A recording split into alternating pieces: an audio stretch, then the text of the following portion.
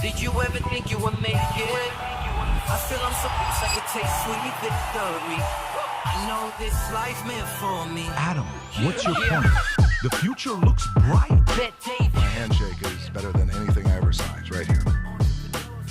You are a one-of-one? My son's right about I don't think I've ever said this before.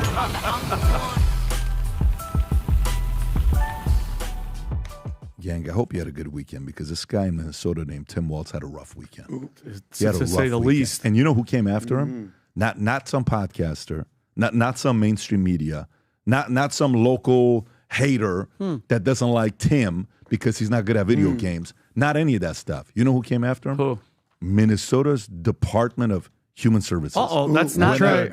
And posted constantly all weekend long. Can you imagine the credibility of that? That's like you're the president, okay? So, and RFK comes out calling out the president for doing some fraud. Like, just think about that. That's the equivalent of that happening. But that's what's going on right now in Minnesota. So I don't know how the turkey tasted for Tim, but it must have been a. Yeah, we'll talk about it. But they brought receipts, and they said he retaliated. And then they receipts. showed the number of autism centers created in Minnesota year over year, and the amount of cases. And apparently, some 86 Somalians came out and said, if you don't fund us, we're going to turn against you, and we're going to tell the world about what you really did. You're racist. And so you're racist, and we're going to put that fear in you. Anyways, it's a lot going on in Minnesota, folks. In Fort Lauderdale, just chilling, just trying to do a podcast here, hanging out, trying to get Adam to get married and have some kids. And the over-under right now, they're having a conversation on when they're going to have kids, before 50, after 50. Tom is talking about his, considering a third. There's a lot of conversations that we're having right now. As a matter of fact, I'll be right back. Yeah. Okay. Go get him, BizDoc, babe. He's done. But, okay. So okay, Trump, I'm back. Trump. That was actually really good. U.S. may almost completely scrap income tax due to tariff revenue. Guys, The left will hate it. The left will hate it. do you realize what happens if he eliminates income tax? It's Mount Rushmore. Income tax. First of all, I don't know how they're going to do it, but just saying it is okay. Cool. All right. Trump vows to permanently pause migration from third world countries. Trump says he's ending Biden executive orders signed with Autopen. Folks, that's a scary one for a lot of different people. There's a guy named Anthony who's not too happy about it. There's another guy named Mark who's shivering a little bit, Vinny. I know this one guy named Mark. I don't know this. His last name is like a Millie type of thing. This guy named Millie. Oh. Do you know him? There's another guy named Anthony. Oh, with a last name like Fauci. It's like a Fauci. French. Yeah, something like that. Fauci. But the question is, Miley Vanilli. the question is, will the Supreme Court allow for that to happen? California was wasting $450 million on 911 calls. 911 system. Guess what happens? I know We'll find out. Vinny's going to say some stuff about it. Then we have Biden aides speeches apparently were written by Hollywood tied to something. Vinny doesn't want to tell me because he wants me to be surprised, but I want to know what Vinny's going to be telling us here in a minute. Trump touts lower drug prices as GOP preps for 2026. I am the affordability president. Tim Walz on Trump calling him seriously retarded over immigration policies. Release the MRI results is what Tim Walz said. But again, Tim, rough weekend. Comer. Court will back Trump voiding Biden executive order signed with Autopen. If he's right, the floodgates of, it could be extremely, extremely nasty. Trump to hand Putin Ukraine's occupied territories. That's a Telegraph story. Zelensky faces political peril as corruption scandals consumes top aid. Make money, not war. Trump's real plan for peace in Ukraine. That's a Wall Street Journal story. Top 5 craziest laws hitting California in 2026. Wait till you hear this one. Tom's got some stuff that he wants to say about that. Wasserman Schultz, Trump deploying military in cities led to D.C. shooting. So Schultz blaming the president for the shooting. UK 1984, British businessman arrested over LinkedIn picture of himself holding gun in Florida. Can you imagine that? British businessman arrested over LinkedIn picture of himself holding gun in Florida.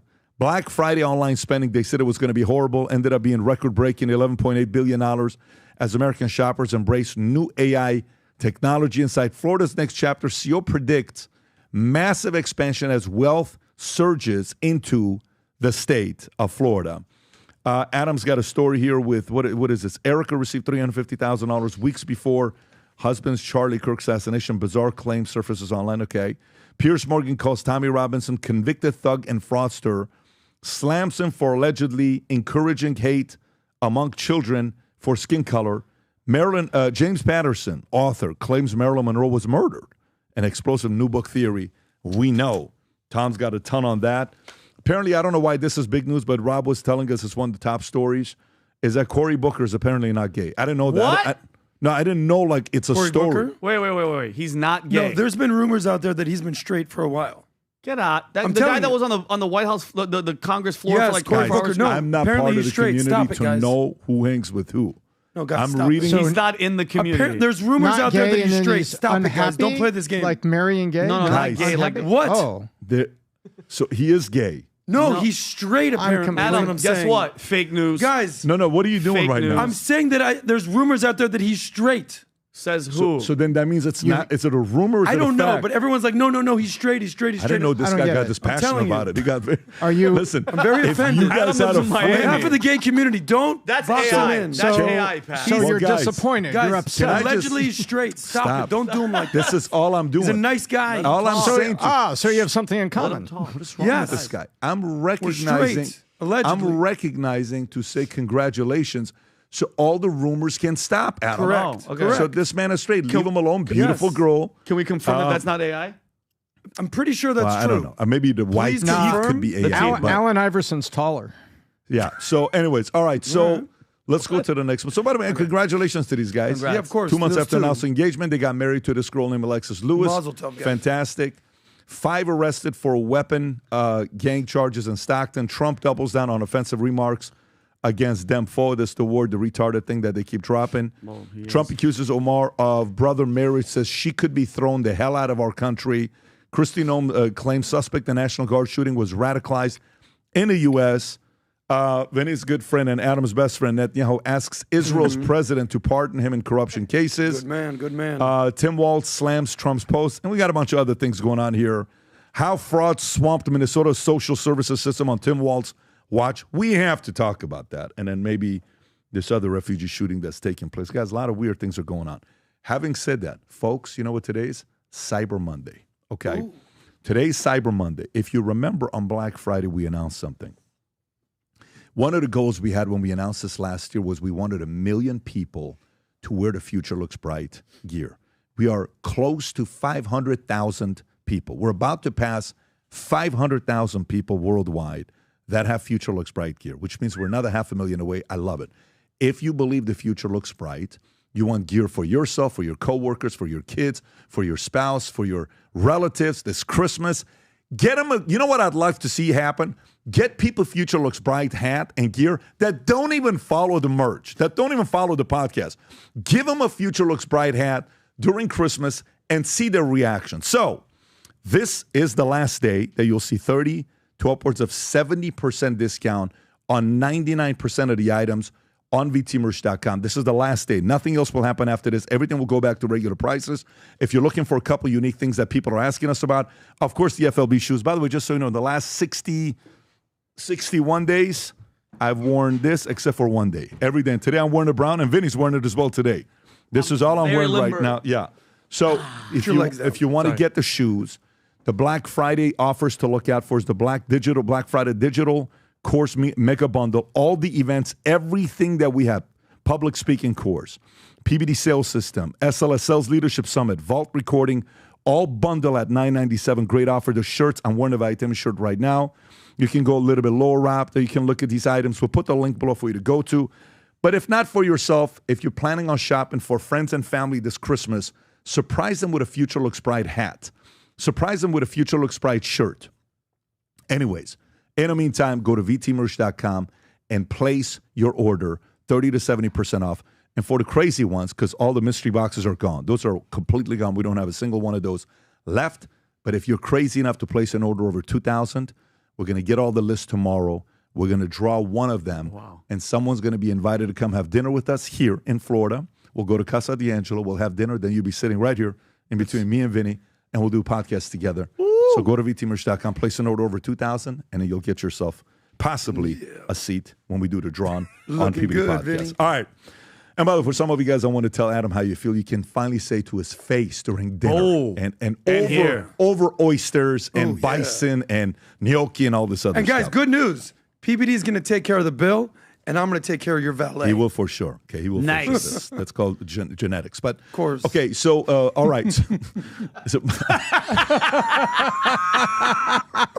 Hey, that was funny. Come on, that was Tom, when's Hanukkah? Come on. When's Hanukkah?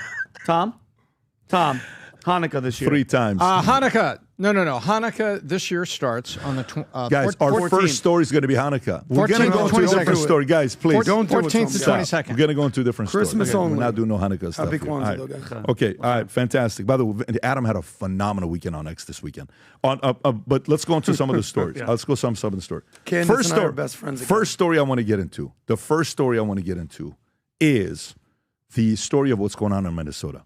By the way, imagine if you were to say, a reporter writes a negative hit piece on you. Your name is Tim Walz. All right, whatever. Imagine a podcaster does a full-on investigation on you. Boom. Here's what Tim Walz's background's all about. All right, whatever. Imagine if Fox News does something on you. Yeah, that's bad, right? But what's worse than Minnesota's Department of Human Services? This is a tweet that none of us saw that happened on September 11 of last year when Minnesota's Department of Human Services employees sent a message to Kamala Harris. Okay? September 11, Rob, can we show the date so they can see it on the bottom, please? Zoom in a little bit. There you go. September 11, 2024.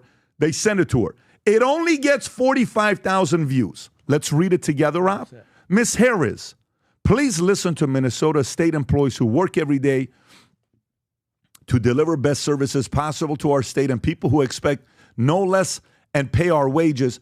Tim Walz has caused incredible harm to our state and agencies, retaliated against whistleblowers, against fraud. Zoom in a little bit. So what are all these things called? Feeding our future, That's the worst $250 million. Jeez. Okay. Child care assistant, $100 million. Frontline worker bonus pay, $45 million.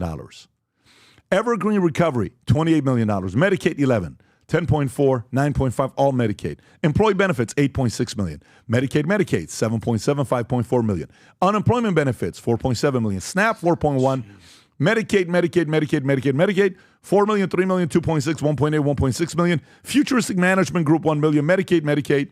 And they have Medicaid autism clinics, $501 million, give or take. Then another tweet comes out saying the fact that why is it that in Minnesota, check this out, autism claims to Medicaid in Minnesota after Somalians opened their own centers. 2018, 3 million. 2019, I don't even know what you call that, 18x to be exact, 54 million. Next year, 77 million. 2021, 183 million. 2022, 79 million. Oh my God. 2023, 399 million. And if you go a little bit lower, they ask Grok to verify it, and Grok even responds back, okay? Have any of these guys been held accountable in Minnesota? Look at Grok, go a little bit lower. Yes, the FBI and DOJ are investigating Medicaid fraud in Minnesota autism centers. Many serve in Somalia's communities.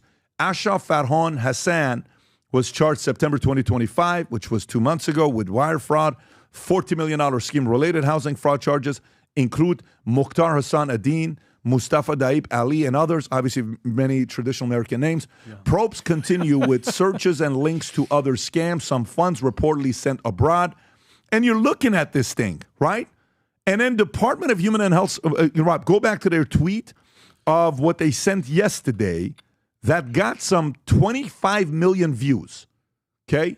This is the one, Rob, go a little bit lower. Is this the one that got 25 million views? Go a little bit lower. Yeah, this is the one. 33 million views. The long one. So go all the way to the bottom first to show what they're responding to. So here's a Dustin George, a damning quote on Tim Walz, a failure to stop fraud consuming Minnesota. No one was doing anything about the red flags. He said it was like someone was stealing money from the cookie jar and they kept refilling it. This is New York Times reporting on this. That's how bad it is. how fraud swamped Minnesota's social services system on Tim Walz's watch. 33 million views. Let's read what this tweet is. Go to the top, Rob. So Tim Walz is 100% responsible for massive fraud in Minnesota. We let him know early on, helping for partnership and stopping it, but no response. Walz systematically retaliated, betting against whistleblowers, using monitoring threats, repression, and did his best to discredit fraud reports. Instead of partnership, we got the full weight of retaliation by Tim Walz, certain DFL members, and in different mainstream media. You can go a little bit lower. In addition to retaliating against whistleblowers, he disempowered the Office of Legislative Auditor, allowing agencies to disregard their audit findings and guidance. Okay? Jeez. This is a cascade of systemic failures leading up to Tim Walz. Agency leaders appointed by Tim Walz willfully disregarded rules and laws to keep fraud reports quiet, even to the extent of threatening families of whistleblowers. Go a little bit lower. That's pretty wild, by the way. Keep going a little bit lower, Rob. Next paragraph. As staff, we firsthand withstand and observe fraud happening, yet we were shut down, reassigned, and told to keep quiet. Sometimes more leadership did not want to appear to discriminate against certain communities and were unwilling to take action such as stopping fraud that would have an adverse impact on their image. To this date, no single agency leader has been held accountable for their role in fraud, whether it's Shireen Gandhi, great last name, Jess Gale, Jody Harpstead, Natasha Mertz, Eric Grumdahl, or others. It's a structure created and maintained by Tim Walz, who had created an environment of interrelated agencies, institutions against the media. Go a little bit lower in the media. Tim Walz is dishonest, lacks ethics and integrity, has poor leadership skills, and has never taken accountability for his role in the fraud. Instead, he deflects by blaming national politics for his own failings and distracts the public image. It's just terrible for the state to say this. As such, we can't find fraud in Minnesota alone, hence why we're pleading to the federal levels of the government. We're grateful to numerous solid politicians, especially the fraud committee and media outlets. Thank you, New York Times, for bringing the plight of Minnesota to the national stage. Tom, how bad is this? This is terrible. What they've done, and let me paint the picture for you. This and the coverage by the New York Times, everything else, it comes down like this. The Somalis, a large number of Somalis, one of whom is in court on a $14 million charge, so this is not a sweeping statement, but the New York Times said that it was a significant number of Somalis that were involved in the fraud. What they do is they create a fake agency. That's the allegation. Money comes in from the federal government, and they use it for other things, and they send it back. You know what remittances are? Remittances are money that leaves the United States. California has a very large amount of remittances that leave the United States from Mexican families sending it to their parents and relatives in Mexico. There is absolute fact that a couple of the people that are prosecuted, the money was going back to Somali to basically bad people. Al-Shabaab, a freaking terror organization, to name one of them. Just one. That's exactly right. Unbelievable. And so what happened here was Tim Walz got pinched and went with it. How much power did the Somalis have? Vinny, I'll ask you, how much power did the Somalis have if he said, no, we're going to investigate this, we can't be doing this? What happens the next election? They don't elect him, and they use the word racist. He's racist. You're racist. That's right. And by the way, and who is their queen? Ilhan, I hate America, Omar. That's exactly right. Pat, that's what happened. The Somalis are using this as a welfare system and a scam system back to themselves and to send money to Al-Shabaab. So thanks to Tim Walz, in my opinion, Tim Walz has knowingly... Not Walsh. This is no relation to Bill Walsh. Not Bill Walsh. This is not a football guy. Like from the window. Walls. Yeah, to the Walls. walls. Sorry for my Canadian accent. Sorry, Tom. So No, Bill Walsh was a legend. I don't want to put him in. Tim Walz, in my opinion, is personally responsible for funding Al-Shabaab because he knew all of this was going on. And take a look at all that Medicaid. Yep. You know what that is? That's money coming from the federal government to cover the gap that's in Minnesota. And you know what ARPA was? ARPA, remember they said that they wanted the money to come through on ARPA? That's the American Rescue Plan Act of 2021. Which was under Biden, which put money back to the states that needed it after COVID shortfalls. So Walz knew the money was coming in. He knew what they were doing, and he was giving appointments to people and intimidating people to keep them quiet, because if he went up against the Somalis, he was going up against Ilhan Omar, and in his next election, he's dead. By the way, Not physically. He's not physically. He's over. His political career would stop at that next election. Rob, is this where he's being questioned about it? Yes, with Meet the Press. Okay, go for it. A little knucklehead. African descent have been charged, convicted, and sentenced for stealing more than $1 billion in taxpayer money from government programs during COVID. As you know, Governor, that is more than Minnesota spends each year to run its Department of Corrections. So I want to give you a chance to respond to this. Do you take responsibility for failing to stop this fraud in your state?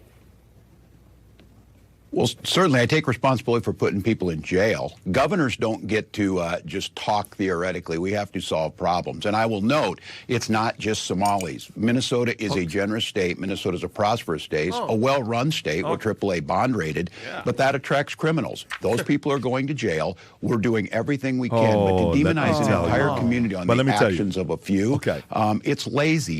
All right, so pause it right there. So let's role play. You ready? Those people are going to jail. Do you think those people have dirt on him? Absolutely. Okay, so check this out. Buckets. Yeah, so check this out. What happens if those people you claim, like I've had a lot of mobsters on when I would talk about who killed John F. Kennedy and, and what happened with them. And mob came out after, all these other stories you hear about with Bobby and all this other stuff, right, that happened. If those stories are true, who had stuff on Kennedy's? The mob did. Of course. And what did the mob say? Wait a minute, now you're coming after us? Because Bobby Kennedy, the moment he became AG, he went after the mob. Of course. And prior to that, they said... Except his dad's guys. Except his dad's guys. But it was, at first, they're like, no, there's no such thing as, the mafia. There's no such thing as any of this stuff that's going on, right? Okay.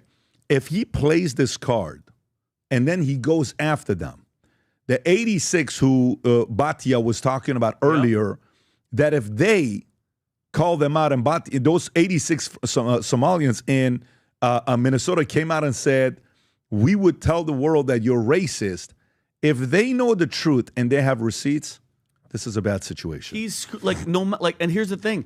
He has to say, I'm going to go after them. And in turn, he's screwed. And like his wife said during the campaign, you know what they're going to do to him? Turn the page. That whole shit. He's finished, Pat. If this was a movie, and we were sitting there watching this, right now what you would say? Oh, the governor's in on it. And I just want to make it and by the way, do you know that during one of these cases, they were trying to bribe jurors, Tom, for like a couple $100,000, and they got caught. A Somali was trying to do it. And just Pat, when he's trying to be like, wow, this isn't just Somalis. Rob, can you put up the names? I want the audience to I'm gonna that's what happened. The Somalis come over here, then they get Netflix and they watch Untouchables and they learn about Al Capone and then they start learning all these tricks. Yeah, start scrolling down. Pat, what do you see here? Salim Ahmed Sahid. Keep going. Abdul Khadir Nur Sahla. Ahmed Sharif. By the way, they're not all. Accent is amazing. Hey, Abdi Nur Sahla. Yeah, I am your captain now. Look at all these Mahmoud, Bashir. Give me a freaking break. What does that all mean, Vinny? What Adam, the majority of them are Somali, and what pisses me off the most... Those names are what? These are all the people that were in charge of the fraud. Muslims? 75 charge in connection to the $1 billion feeding the future. I didn't see that fraud. one coming. Abdi, Mohammed... So, give me a break. Are you sure those names are Islamic? I'm almost 99.9%. Say a couple more, just because I'm not clear. A couple more, hold on. Fahrud Noor. Anab Artad Alwa, Sharkadi Issa. Okay, and a couple of more Muhammad. Well, it sure doesn't look like the Boy Scouts in Mobile, Alabama to me. So let my point. Wait. Rob has one point. What, Rob? We have to give a shout out to Sharon Ross in the house. Sharon Ross. By the way, she converted to Islam in 2017. So Sharon Ross in the casa. But you know what? This is what pisses me off the most. The Ilhan Omars, these disgusting human beings that come to our country, okay, talk shit about the country, bash the president, complain all the time, and then your people are robbing us for $1 billion, you disgusting human being. Listen, let's be a little bit respectful because last night the Celtics were playing the Timberwolves. Okay. And do you not like good halftime shows? Yeah. I like good halftime shows. Of course I do. Yesterday, at the Minnesota Timberwolves, Rob, I sent it to you, Minnesota Timberwolves and the Celtics halftime show. There's nothing like a great, phenomenal halftime show. Okay. Because it makes the game where it's like you want to see like backflips and, acrobatics and stuff like that. This is yesterday's halftime show. I think you're going to love it. Zoom in a little bit. Go ahead, Rob.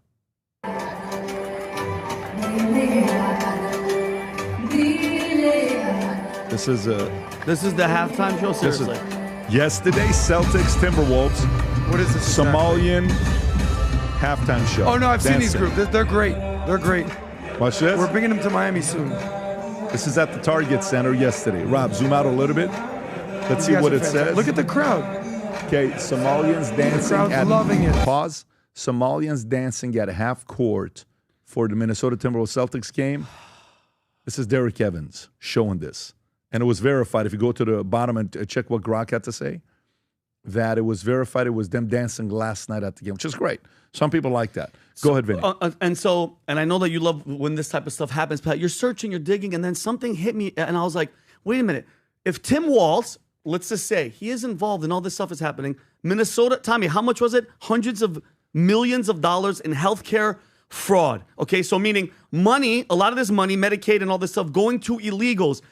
Do you remember this blast from the past? Do you guys remember back in June, guys, that there was a vote to end healthcare for illegals in Tim Walz's great state of Minnesota? Remember, there was 1 out of 67 Democrats that voted no, and she was crying. Do you remember who she was? Do you remember that girl? Melissa Hortman, and she was murdered alongside with her husband. Somebody went to her house, Vance Bolter, who, by the way, was appointed on the governor's workforce development board by Tim Walz. This guy went and shot and killed her. And he said, this is Bolter saying this, he claimed Tim Walz also wanted him to kill Amy Klobuchar. Stop it. Yeah. I Google that and say that if he said that. Stop it. So think about this, Patrick. He knows what's happening. Tim Walz, like I said, if this was a movie, that's pretty interesting. The one Democrat, and Rob, once you're done, find her. She walks out of the hall after she casts her vote, and she's crying. She's crying because she's like, America, we can't do this. We can't give it to illegals. Americans have to get it. She's bawling. She goes home and she gets shot with her husband. Weird. Are you serious about this story? I'm dead serious. This is 1,000%. I'll guarantee you. In a letter claim, Tim Walz instructed him to kill Amy Klobuchar as well. And notice, it gets memory hold, Pat. Why though? Why Amy? You tell me. You tell me. I don't know. But he's saying, and obviously they're going to say he was rambling, he was incoherent. But why would you kill if you were appointed by him? Political science wrote a letter on FBI which he claimed that Tim Walz wanted to kill Amy Klobuchar about 57 legend rambling.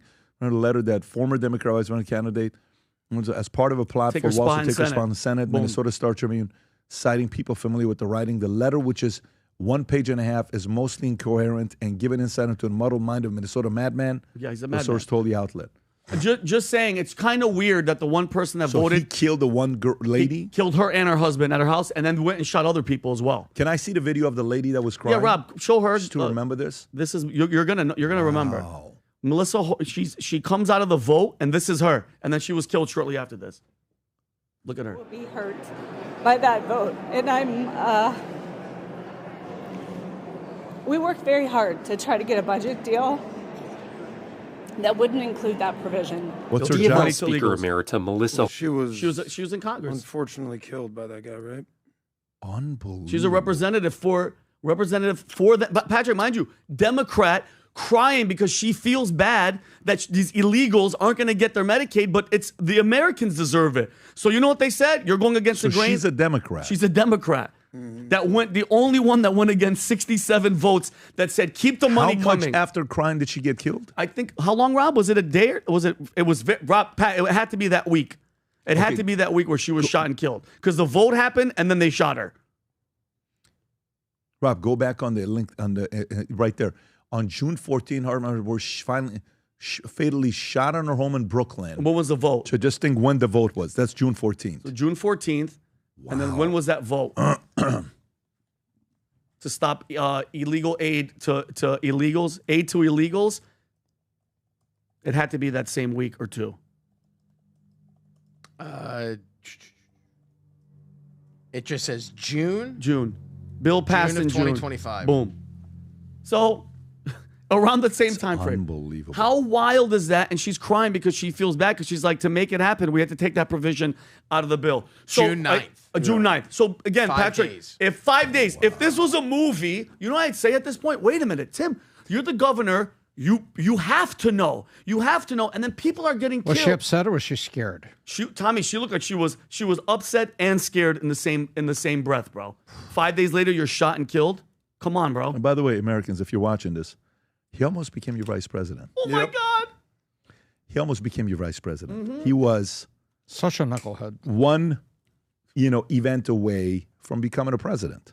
Yep. Think about that. How close that was. Adam, your thoughts on this whole thing? You're from your family, so I believe. My mom is from Minnesota, yeah. so this is a story that I've been tracking for a while. So, look, Trump has come out and he's called. Listen, Trump will say things that will offend you, so this might be offensive to some of you. Trump has called and labeled certain countries shithole countries. Well, if you want to find a shithole country, look no further than Somalia. And I'm not saying that in terms of opinion or emotion. Fact check me. If you want to talk about misery, corruption, low economy, militias, gangs, failed states, look no further than Somalia. No working government, according to the No working UN. government. I mean, listen, on this list, you're going to find Yemen, Syria, Afghanistan, North Korea, Venezuela. But at the top of the list, you're going to look for Somalia. Now, you might be saying, why the hell would Somalians in Northern Africa, a 99% Muslim majority country, go to freezing ass Minnesota? Well, if you want to look into Minnesota a little bit, Minnesota's nickname is called Minnesota Nice. They're the nicest people. Oh, they're so nice. Oh, hello, Minnesota. Welcome. Here, take my house, take my family, take my entire state. It's all yours now. At some point, you're going to find some not so nice people in Minnesota who go, what the hell's going on here right now? I was in the meeting that we met at NALBA, and I was seeing a lot of guys who work for Allianz. I don't want to name names, but a lot of them are based in Minnesota. And I go, guys, what the hell's going on with your state? And keep in mind, in the insurance industry, they got to kind of keep it buttoned up. And they didn't want to say anything. And I was like, guys, time to grow some frickin' balls here and say what you really think. There's no reason that you should have this many Somalians in Minnesota, the most freezing state in the country. It makes no sense. So you inherit these war-torn, ravaged individuals who are funding terrorist groups like Al-Shabaab and bring them through your refugee program that you set up through your church. You know, what's the book that you always recommend for people who are too nice? No More Mr. Nice Guy. Everyone in Minnesota who cares about Minnesota, the Scandinavian bastion in North America, needs to read No More Mr. Nice Guy and stop accepting this Somali BS. If they want to get on board and say, hey, we're proud to be an American, proud to be a Minnesotan, great. But I don't see any of that going on in Minnesota. And think about this. With You import the third world, you're going to get the third world. And here's the thing, your boy, Nick Shirley, he went there, Patrick. He went in Minnesota. He was just interviewing people. The majority of them couldn't speak English. Okay, couldn't speak English. The woman would, the men refused the women to be on camera. It was as if you were in Somalia. And I'm sorry, guys, this whole suicidal empathy attitude of, no, we love, and enough with that bullshit. Because I'm telling you guys, if you haven't seen Europe lately, by the way, this is just him going through and asking people questions. Go ahead, Robbie. I'm here in the United States. I'm not speaking English, only one Somali language. What does it mean to you to be a part of Islam? I don't know. I'm not. Don't speak English. Speaking English very well. How are you? Do any of you speak English? Where is this? English? That's in Are they in Somalia? No, it's in Can women Minneapolis. speak on camera? They won't let them put them on camera. No. Our I kept religion. going because I wanted to speak with some more of the elders here to see if they could share their story about coming here from Somalia and how they've seen the rise firsthand. However, none of them spoke English. How are you? Can I ask any of you guys some questions? No? Speak English? English no. No? Okay. Do any of you speak English? Look, after a few listen, interviews, casually somebody picking came up- her nose. Yeah, just whatever. She's gonna eat it after. But here's the thing: you come to this country, Pat, you have to assimilate. You have to learn the language. You have to try to contribute. This is proof. This is proof. This isn't racist. This isn't uncaring. You come here. You suck from our system. You have all these freaking kids. You stay. You rob us for $1 billion, and then we say shit. You call us racist. And I'm sick and tired of people that aren't from this country. People from London. People from here. Look at what's happening overseas. You can't even.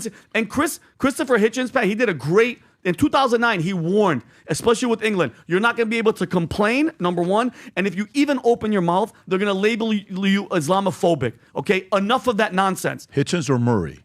Christopher Hitchens had a great thing in 2009, warning you guys, warning them. Here's the challenge I see in Minnesota. Where are the politicians that are speaking up against this? Where are the business leaders? Adam, none of them. No, meaning you have Tampon Tim, you have Ilhan Omar, you have Amy Klobuchar, you have Jacob Fry, you have the other dude that Jacob Fry beat, the Somali pirate guy. Yeah. Where are the conservative American voices in Minnesota being like, guys, they have no chance. What the hell are we doing here? They have no chance. This suicidal empathy, Adam, because this tolerance that we're just letting you come on in, guys. The world's worst shithole country. Come on in, guys. Minnesota nice.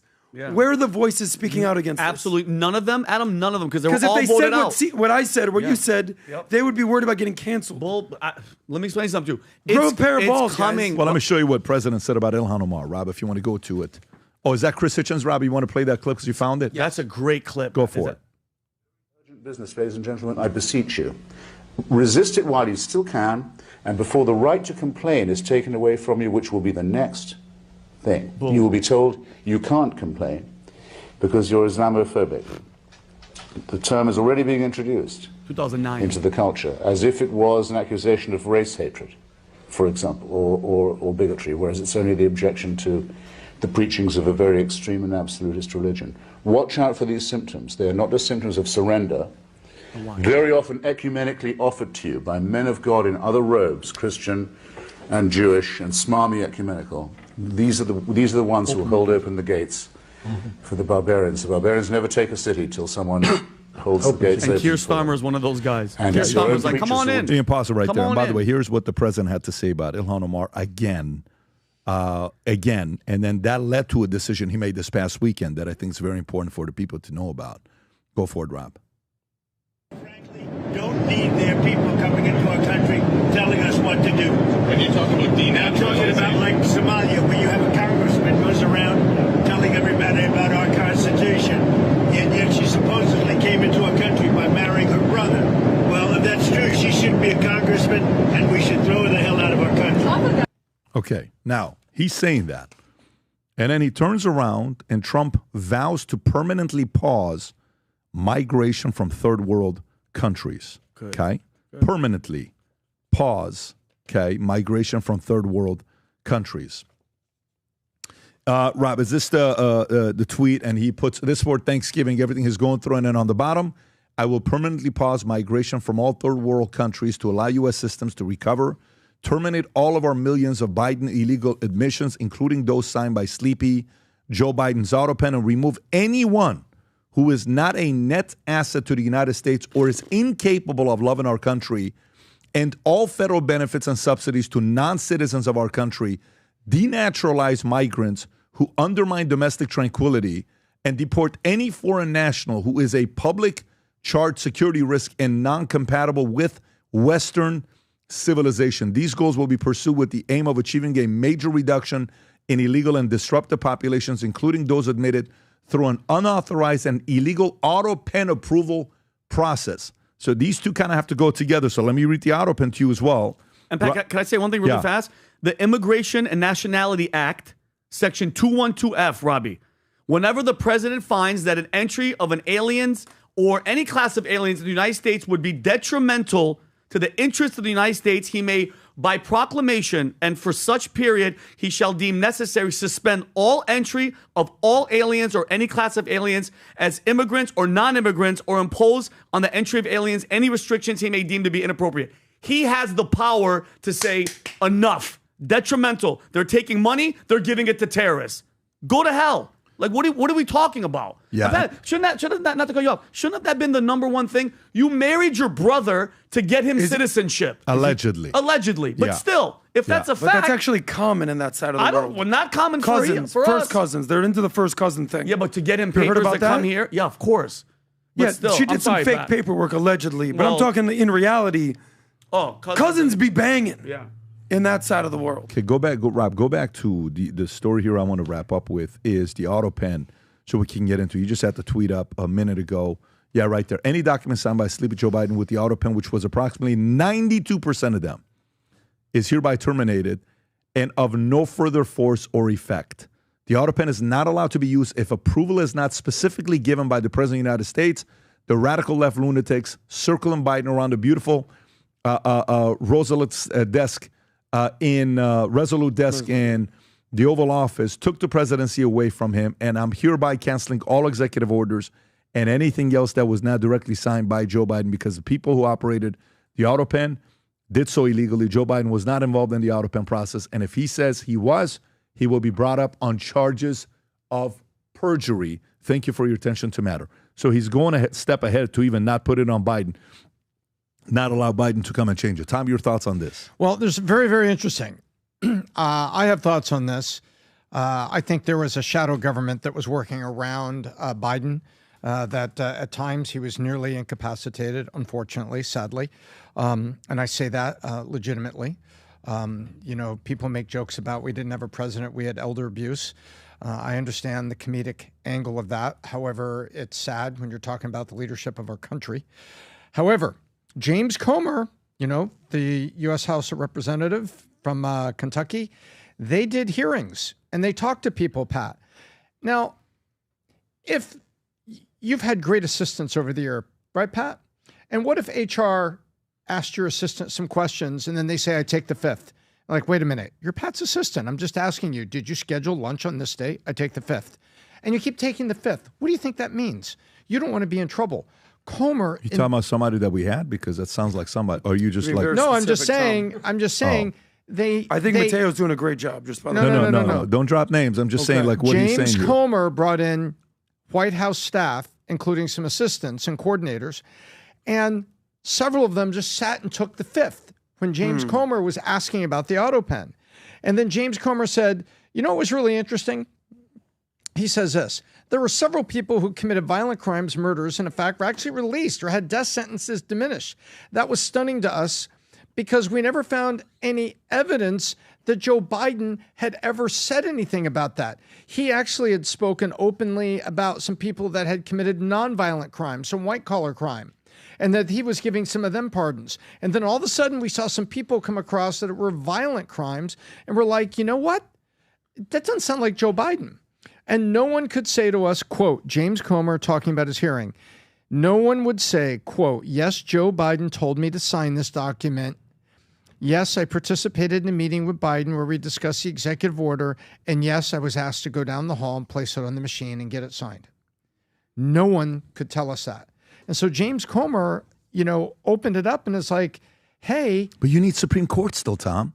The Supreme Court still got to be able to do it. So when he's saying, I'm saying it's not just Trump. I get that. But to me, you know, what the last, 2016, what the last 9 years have taught me, if there's anything, there is nobody that has more power than the Supreme Court. Nobody. I put the Supreme Court ahead of the president. Well, that's it, because there is a thing above the Supreme Court, an etching that says there is no appeal except to God beyond this court. And you hope, by the way, you're lucky that it's 6-3 today on the conservative side. Oh, man. Imagine if it's the other side. America is sold if it's on the other side. If one of those guys that the Colorado thing, but by the way, here's what Comer had to say about the Autopen. Go for it, Rob. Any evidence other than the very last person we brought in, Jeff Zients, who I'm sure he communicated with everyone else that we brought in. He knew the questions we were asking. No one could say, yes, Joe Biden told me to sign this document with my name. Yes, I participated in a meeting with Joe Biden where we discussed this executive order or we discussed this person's pardon. No one, his inner circle, we brought in all of his inner circle, some of whom pled the Fifth Amendment, wouldn't even answer the questions, but those who did, other than Jeff Zients, the very last person, no one could say it. Now, we didn't bring Jill Biden in. Many believe she was the one that was making a lot of decisions. It doesn't matter. What matters, Jason, is that Joe Biden wasn't a part of the process. And the Constitution is clear. No one has the authority to issue a pardon other than the President of the United States. The Vice President doesn't have that authority. The Chief of Staff does not have the authority. And the First Lady does not have the authority. So I applaud what President Trump did today. I think this will end up in court. And I think our investigative work, the report that the House Oversight Committee published, will serve as the basis of evidence. We will see. We will see. And I hope, we will see. By the way, speaking of Biden, Do you know he made an appearance this weekend? He Have was you a seen walking Biden? potato in Nantucket. Rob, I sent you that video. Can we see Joe Biden looking? Rob, wait. Don't throw it off. Yeah, while you're What doing is this, that, Rob? can I show? What is this? This is what I want to show you. Oh, go ahead. So by the way, the oversight committee watch, which by the way, Comer was a part of it. A bunch of these depositions, which I've watched a lot of them extensively, Pat. It's showing and admitting how they all propped up his decline. They put on makeup, they put on teleprompters, and he wasn't, Pat, for all the speeches and everything like that, you're not going to believe this. They went to Hollywood to help him with speeches with the State of the Union and to help him with vocabulary. Guess who they basically put on board to help Joe Biden? You're never going to believe it. Go ahead. Jeffrey Katzenberg and Steven Spielberg were brought on to teach him how to speak, and they were like, "You're not using the right words." Stop And it. Is there video of Jeffrey that? Zients, yeah, former White House chief of staff. This is when I'm a loser and I'm sitting home watching this stuff at night. Listen what he says. And this is the only guy that answered questions for James Comer. Only guy. It's all good. It's gonna come. But literally, Pat, the only one that was actually answering questions truthful about what was happening. Deeper questions. Rob's got it. There you go. There's a specific. Sorry. Yeah, 250. No, it's all good. Right there, you can say. Towards the end, we had Steven Spielberg joins. I think for some sessions. I think around the State of the Union. State of the Union. And Jeffrey Katzenberg was also involved in some of those sessions. Huge Hollywood. Mr. Spielberg and Mr. Katzenberg contribute? It was typically around, boy, the language doesn't pop there. Is there different vocabulary? Or this is an opportunity to really slow down and deliver. So it was around delivery and language, not around policy in any way, shape, or form. Did Mr. Spielberg contribute to any other?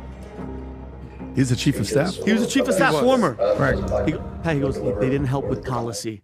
And by the way, you got to give this guy props on one thing.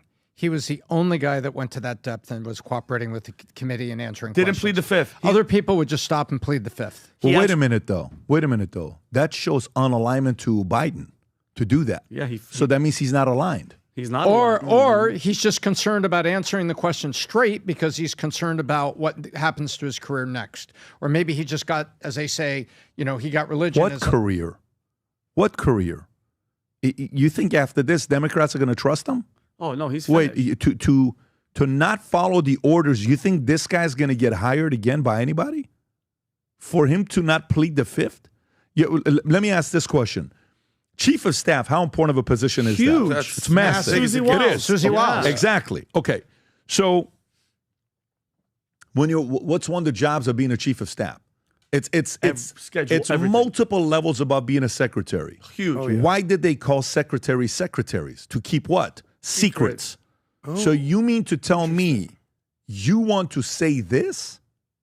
Do you think anybody from the administration, like a Jill or somebody, told him, "Hey, you better not say anything. We're all pleading the fifth"? Absolutely. Do you think he received that? Do you think he received that message? Yes. Absolutely. Chief of staff, If he was in the received meeting. that message to Most plead the likely. fifth, Most and he likely, just said yes. that, he will never have a job on the Democratic side ever again, unless if it's somebody else hired him. It's an outsider winning on the Democratic side to hire somebody like this. He'll never have that higher up of a job again. What does he currently do right now, Rob? Can you look him up to see what he does right now? Sure. How dare you go against? Oh. Wow. What does do today? Yeah. For a job. Yeah, let's see what he does today. He came out of private sector, by the way. He worked under Obama. He came out of private sector? Yeah, he's not a career I just want to know what he politico. does today. So as I know, he's official former. There's no longer White House senator, but what does he do today? Zionist background. Zion's background is a fix-it. I just want to get your reaction. Zion's background is a fix-it executive. Both of them. Everybody went. It was history. Even I was called before. As of now, Jeff is not holding active office. His major role. Okay. So he's chilling. He has money. He's a freaking investor. He's a business Supposedly guy. he was an executive Can you investor. type what his net worth is? Sure. What's his net worth? Does he have a few money? Let's see what kind of money this guy's got. 8 million. I think he's doing okay. Oh, okay. He's good. Somewhere between So, 89 Pat, and he doesn't need a 440 Democratic million. He's going to Party. be okay, Pat. I think he's What a doing loser. okay. Pat, what a jump. 68 million to 338 million. He's doing okay But you know what? What this shows? Thanks, that, Joe Biden. That they controlled everything. It wasn't a presidency. It was like a Hollywood production, and even the aides didn't know who was signing it. And what should scare everybody, for 4 years, you don't know who was definitively running the country, who was running the United States of America. And it's the same people that are going after Trump to try to destroy him with Tom's color revolution, which is working to a T. But thank God the people were fighting for it. But this is a scary, scary thing. Who are those? Who are the people in the ear? Was it the Hillarys? Was it the Obamas saying, "Hey, make sure he does this"? By the way, is it possible that this guy just said, "All right, I'm not doing this. I'm just going to cooperate. I'm not going to out everybody name by name, but I'm going to answer it so I'm not prosecuted later, and I'm out of here." But Is it possible? Guys, what I'm saying to you is, this is a form of being like a lowest level of whistleblower. I agree. Okay, just so you know. I agree. But when he did that, is he married? Can we see his wife and kids? If he's married, does he have a family? Not trying to marry. Okay, he is. So he's a Duke University guy. He's probably got kids. Yeah, he's probably like, listen, this political stuff, I am out. I'm done. I want to have nothing to do with it. I want to go back to my personal life. Now, watch him show back up. But to me, yeah, good for them. They got a family. They're doing their thing. Rob, I didn't mean to put her on blast. I'm just trying to check to see if the guy's married or not. It's not going to say like, she went to UC Berkeley stuff. We're not trying to do that. But good for him for doing that. However, he will never have a job at that level ever again. He will never be a chief of White House ever again. If he does, I don't think it's going to be an establishment left that hires him. Oh, of course not. Adam. Well, the whole conversation around Biden using the Autopen is they were like, who's in charge? Well, pick your poison. Do you want the incapacitated vegetable allegedly in charge? No. Or do you want his handlers in charge? You're not even sure who these people are. Also, no. This is the danger of electing a guy that you're not really sure his mental stamina. Now, a lot of people made the mistake, but the question is, did you double down on it and try to defend Biden when he was clearly inept? Or did you make the savage mistake of trying to prop up Kamala Harris as if she would be any better? So what role did Kamala have here? What role did the chief of staff here?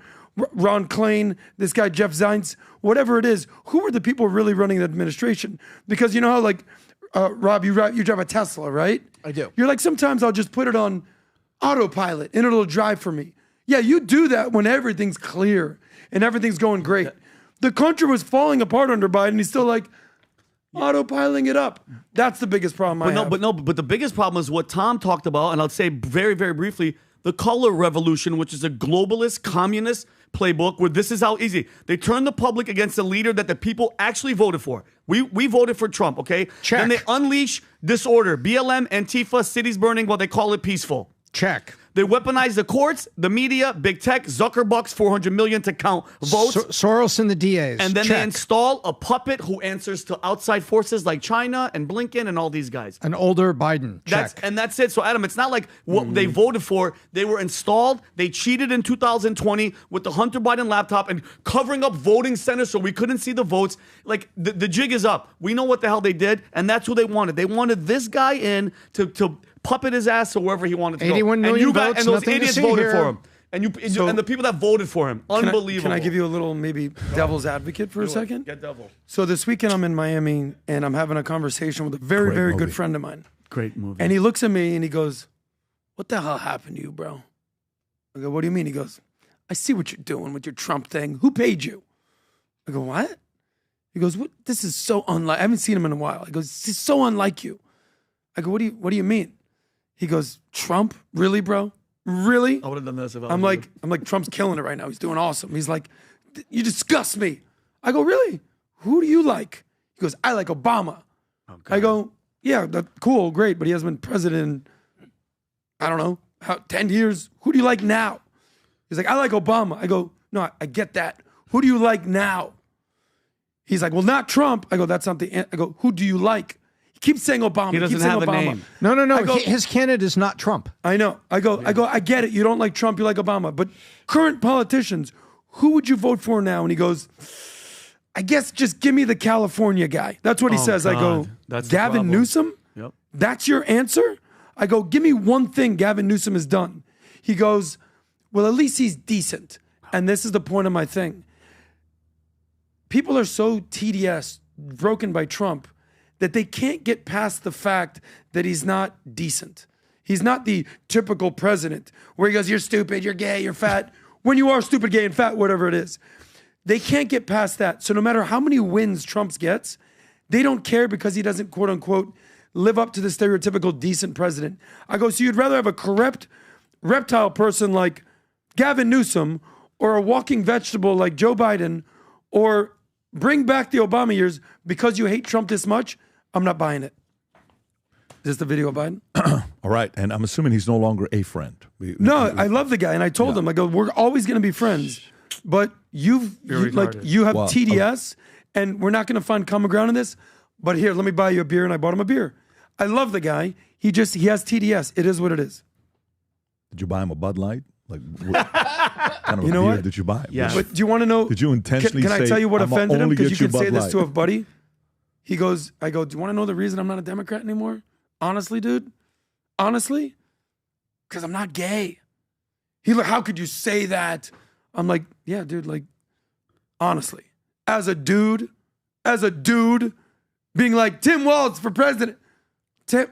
Kamala. Dude. Wait, you don't think Pete Buttigieg exudes strong alpha man. male But energy? the point is, I'm joking with him like a buddy would. His baby that he and he bought. got so offended. But the reality is, a lot of what I'm saying is true. As a straight white male, as a straight dude in general, it's very hard to find common ground with the Democratic Party at this point.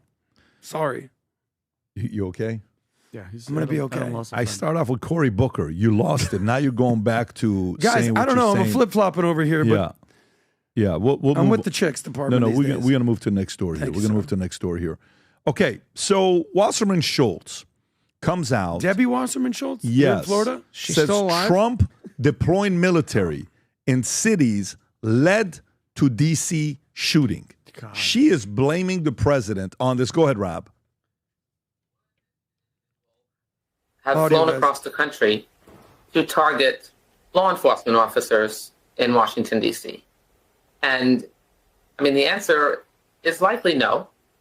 So why wasn't the president's first thought, wow, maybe I should reconsider deploying military troops in the nation's capital or in any city, particularly not when they haven't coordinated closely with the leadership of these cities. Why do all Democrats, her hair looks like wet ramen noodle? That's I always don't get gonna it. look. They're just Okay, that's always angry and gonna wet. look. But let's dissect her message. No, Go ahead, it's a Tom. horrible message. Let's play Find the Facts. So she said, when we have law enforcement, this is from the statement by Wasserman Schultz, and I'm not sitting here doing this for comedic relief here. It's when we have law enforcement that are quite capable of handling criminal justice issues. No, you don't. You look at Chicago. The police were being had huge issues there, and there were people in Chicago, citizens, asking for more coverage. That is not a fact. Washington, D.C., as soon as the National Guard was there, the crime statistics and everything went down, and even the local city councilman and the police chief and the mayor admitted it, and one of them resigned. There's no fact there that we don't need law enforcement to focus on, not our military. Okay, don't know what that means. And this is when they have not coordinated closely with the leadership of these cities. Wait a minute. The National Guard were paired up in pairs with DC police. They were coordinated. They got together with people like Eric Adams, and they said, hey, if we ever were going to do this in New York, what would we do here? And they got together with the leadership. The leadership didn't want it, but they were getting together with police and police unions. So Debbie Wasserman here is sticking to a simple playbook. Trump is wrong. It's Trump's fault. And then is saying things which are factually incorrect when we look at what was really happening. This is all part of the wind-up toys that they have become. Those like wind-up toy soldiers, wind them up and they march along. And that is what you're seeing here. She is sticking to party lines. She is sticking to the playbook, and she is all part of this color revolution. It's unfathomable to me that the media gives her a pass on that, and a reporter won't say, no, hang on a second, Debbie. Maybe there were mayors that speak up and that said, we don't need Trump's help. Maybe that happened in Portland. Maybe that happened in San Francisco. Maybe that happened in California. But it certainly, you saw citizens and the police union and other people that welcomed it in Chicago and other places. Did we not? Of course. Why can't the media say that? Because I'll tell you, when the president is going to go to war internationally, he's got 4 branches of government, and then the 5th, the U.S. Coast Guard, protecting our shores. Yep. When the Democrats go to war, they have, number 1, they have the media. Number 2, they have things like the UN. And then number 3, they have the coordinated disinformation that they're doing. Those are their weapons of war, and you're seeing Wasserman Schultz being part of that. And guess what, Tom? The FBI came out and said that the national murder rate is the lowest in modern history. Kash Patel said that this week they're going to bring out the numbers. 25,000 violent crime arrests. That's double than the previous year. Double-digit drop in homicide rate, and the track for the record low year. Almost 500% increase in nihilistic violent extremist arrests, including the Violent 764 network. 23% increase in child victims identified or located. Like, it's unbelievable to blame Trump for putting the National Guard, meaning that girl that was shot. What was her name? Beckstrom? Sarah Beckstrom. Sarah Beckstrom. She got shot by an Afghani freaking terrorist that brought his ass here under the Biden Mayorkas administration. So for her to say like what people are mad about it, ask the parents of the children that live in these major cities in DC that are coming home safe and don't have to worry about getting shot or drive-by or anything, because crime is down. I'm sorry to say it. This was a Democratic-caused problem that the president's fixed. And Tom, just like with the border, why is everybody always complaining about Trump, who's trying to fix the problem, but they don't say shit about Biden, who created it? You created it. You let in 20 million people. You let in 80,000 unvetted Afghanis that we were bombing for 20 years. We have no idea where they are. And Pat, Thomas Homan did an interview, and he goes, they didn't even check them for anything. No paperwork, no nothing. Just come in and go. And go. And you speak the truth, man. Words talk, numbers scream, and you're bringing the numbers and the statistics. I'll take you back. It's been several years since I've looked over the statistic, but I know this. This goes back like 4 or 5 years ago. The state of Idaho, I think, had one of the highest concealed carry permit rates in the United States. And walk-up robberies and ATM robberies were lowest in Idaho. You want to know why? Why? Because I think it was like 27% of men over 21 were carrying. Good. And so it really takes the fun out of a mugging, an ATM robbery. They were called walk-up robberies, where they would walk up while you're getting gas or at an ATM or something. You know what I'm saying? Quick, give me your wallet, give me your watch, all this stuff. Walk up, give me your cell phone.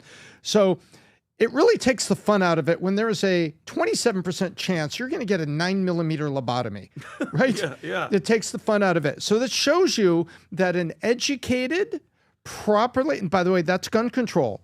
Permits, that's a form of gun control. Who had the guns? People who got background checks, people with permits. So Wasserman is wrong. When law enforcement is present in a controlled way, crime goes down in America. But you know what happens? It stops their ability to create the second article of their color revolution, which is chaos.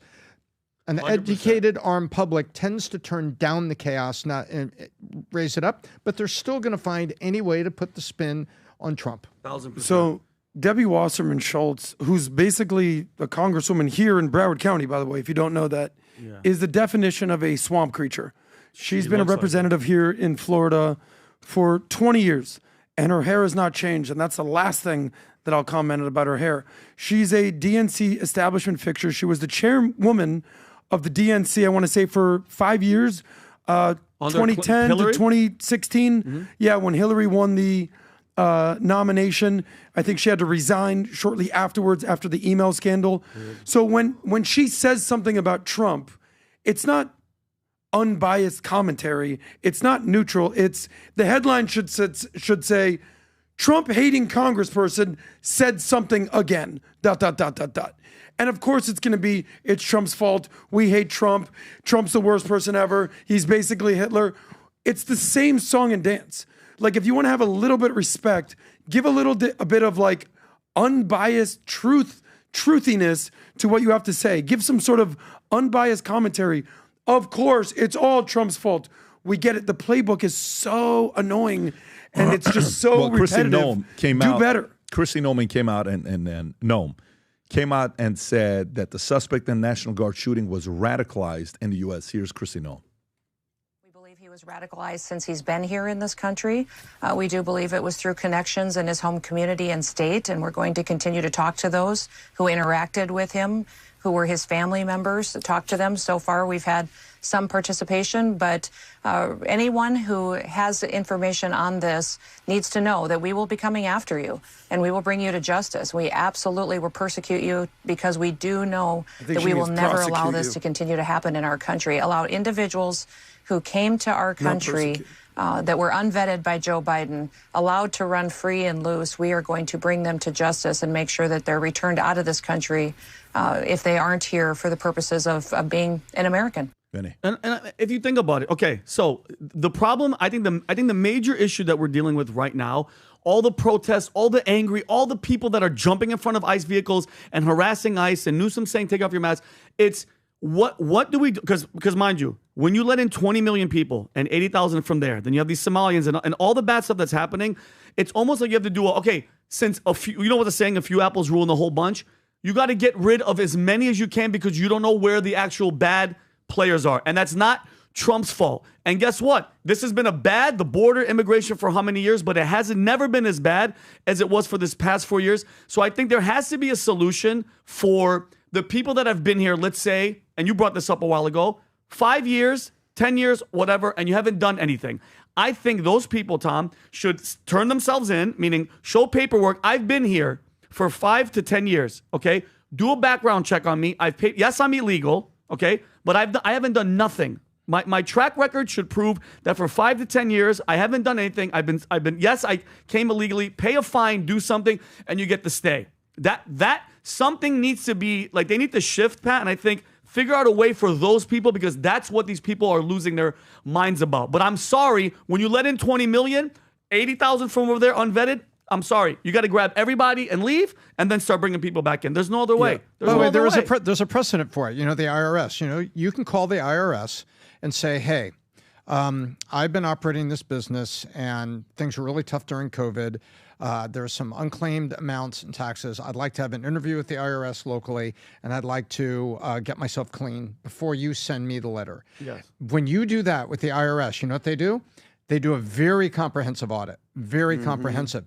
And then you will come to a fine. There will be a fine. They may not have the interest on it, but there's going to be a fine. And you can get yourself out of a hole. That's where it goes. Also, if you run afoul of the EPA and regulation, you can call them and saying, hey, my company was doing this. I didn't know some of my employees were dumping these paint products here out behind there into the soil. This has to be dug up, has to be clean, but I want to come to you before you come to me. There are precedents with the U.S. government. And when you do that, you still get a fine. You still may find. Now, sometimes they catch bad people trying to confess, but they're really bad, and they will say, okay, you're getting the full. So thank you for speaking up, but we're going to give you the full weight. We don't think you're being honest about your confession. Yeah. But you can bring things to the U.S. government. So why can't you create something in the same way that somebody says, hey, look, I came here as 18. My mom brought me here. I was 18 at the time. I just want to get clean, and I don't want to go sent to a prison in El Salvador. I haven't done anything. Why can't the government just put in a simple process that says, okay, well, as of this moment, you can't be here. And right now, they've got like a 2-year go-back rule. Oh, yeah. I think it's 2 or 3 year go-back rule.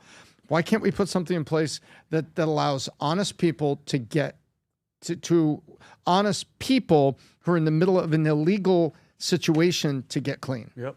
So they're trying to blame it on Trump and the Trump administration because apparently he received asylum under the Trump administration. What happened exactly recently under Trump? But it's important you're saying that he seeked asylum, or Trump responded to the saying it's mathematically impossible. And I want you to see this, what Holman said here. Play that clip, Rob. Go ahead. It's interesting you brought that up because go for it. Third world nations, they don't have systems like we do. Yep. So a lot of these Afghanistans, when they did get here and get vetted, they had no identification at all. Not a single travel document, not one piece of identification. And we're going to count on the people that run Afghanistan, the Taliban, to provide us any information who the bad guys were or who the good guys are? Certainly not. And many people need to understand that most terrorists in this world, most of them, aren't in any database. Because unless they were found on a battlefield by DOD when did a retina scan and did biometrics there, unless they're part of a T3 undercover investigation, we don't know who they are. So, and the same thing with illegal aliens, that over 10 million that came across the border in Joe Biden. There's no way to vet these people. You think El Salvador or Turkey or Sudan or any of these countries have the databases or system checks that we have? Do you think the government of China, Russia, Turkey, you think they're going to share that data with us even if they did have it? There's no way to clearly vet these people, 100% that they're safe to come in this country from these third world nations. President Trump's doing the right thing, reviewing every one of these people that came under the Biden administration and drilling down on them. I really, truly think that most of them are going to end up being deported because we're not going to be able to properly vet them. This guy's a G. Yeah. And so that's what he meant by it. Of course. Yeah. So, yeah, the Democrats are obviously trying to pin this on Trump. Well, you're the one that nationalized him. Guys, let's get one thing clear and just use basic logic here. Do you vet somebody before they walk into your country, before they walk into your building, before they walk into your nightclub, or after they're in there? No, Adam. Think about that for a second. Democrats want them to come in. The vetting system happens before you walk into a country, not afterwards. I've traveled many places all over the world. Australia, Costa Rica, Israel, of course, obviously. Obviously. And anytime you go in the country, they go, whoa, whoa, whoa, whoa, whoa. Before you come in, we're going to check everything on you. And if you don't clear, you're not coming in the country. America, we almost have it backwards. It's like we have this front door where it's like you have to be vetted, but then this big gaping wide hole back door, wink, wink, that anybody can just come in unvetted. Yeah. So it's illogical. So of course they're going to try to pin it on Trump. Yo, bro, you that. He shouldn't have been in the country in the first place. Okay, but my question is this, though. The intention of the previous administration, I didn't want to say Biden because he obviously wasn't doing it. Adam, if you let in 80,000 of these people and you don't even vet them, you know what that means? They're going to be working, and they gave them cell phones and money, and they say, hey, listen, whenever we need you, we're going to call you. Yeah. Go blow this up or go shoot this. Go cause chaos because the color revolution says unleash this order. What great characters to use than freaking people from Afghanistan that are here that have no paperwork, no nothing. And they give them cell phones. Bad people that have good training about being bad. Yeah, exactly. And he worked for the CIA. You know how you said, bad apple ruins it for the bunch? A few apples, one apple could ruin the bunch. That term. The other term you might say is you're only as strong as your weakest link. So the vast majority of people that come over here, the vast majority, whether that's Afghani, whatever, Venezuelans, the vast majority are reasonable, decent people. No. The challenge is, I'm not saying they're not breaking the law. I don't agree with that. Okay, so let me finish my point. Go ahead. The vast majority are decent people. Yes, they broke the law. They shouldn't be here unless legally. The challenge is the worst of the worst of the worst of these bunch. Whether it's MS-13, whether it's Islamic terrorists, that's where you're going to see the problems. Because 90% plus people are not doing stuff like this. Let me ask you a question. Sure. The statement, ready? The vast majority of girls are good. Yeah. Yeah? Okay. So if I said to you, I got a girl I met who, if I said the vast majority of girls are good, is that blanket statement correct? What do you mean by good? Okay. The vast majority of girls from OnlyFans are good. What would you say? Of OnlyFans Yes. are good? What do you mean by good? They're good. They're good people. They're going to be good wives. The vast majority of girls on OnlyFans. No, that's the antithetical to being an OnlyFans chick. Okay, so now check this out. To me, that statement is a lazy statement because it lacks data. And this is what I mean by it. Now, I'm not trying to take a shot at you. There's I'm nothing you used to said. this. Go No, ahead. but what I'm trying to say to you is what we need to use is data. Sure. Look, I don't care if you're a Scientologist. A lot of people trash Scientologists. I've worked with Scientologists for 5 years. Let me tell you, I loved it. I loved it. I don't have anything bad of working with Scientologists. They work their freaking asses off. I don't know why. They work their asses off. Guy comes to me from Q organization, whatever it's called, Q org. What is that called, Rob? Q org, am I saying it correctly? Or can you look it up, the Scientologist organization called something Q? I've interviewed a lot of these guys. Okay. And it's like, well, when you're in it, you don't understand. You don't understand what it does. You don't understand what it, all this other stuff. There's a name for it, Rob. Something, Sea Org, the Sea Org. That's what it's called. I said Q. Sea Org. If you come from a Sea Org, they're some of the hardest working people ever. Now, you may say, well, because you don't know what Miscavige and others do on the inside, fine. I don't have any bad experience with Scientologists. Me personally, okay? Mormons. There's a lot of stuff that people will say with Mormons. Guess what? I work with some heavyweight Mormons. And I mean heavyweight. Like leadership involved Mormons. LDS. You know my experience was? Yeah. Incredible. I had an incredible experience with Mormons. Me too. On how they were. Sure. I've been to Bountiful. I've been to St. George. I've been to, Salt Lake, God knows how many times. Never had any experience. I don't care what your religion, what country you're coming from, what your skin color is. I've dated more black girls than I've dated white girls. Respect. It's not, but I'm not saying that to you. I never cared. It's not to me. I wasn't like the typical Middle Easterners, like, we have to marry an Armenian. And say, my wife's a white girl from Texas. We love you, man. I tell this story for the following reason. Data reveals results.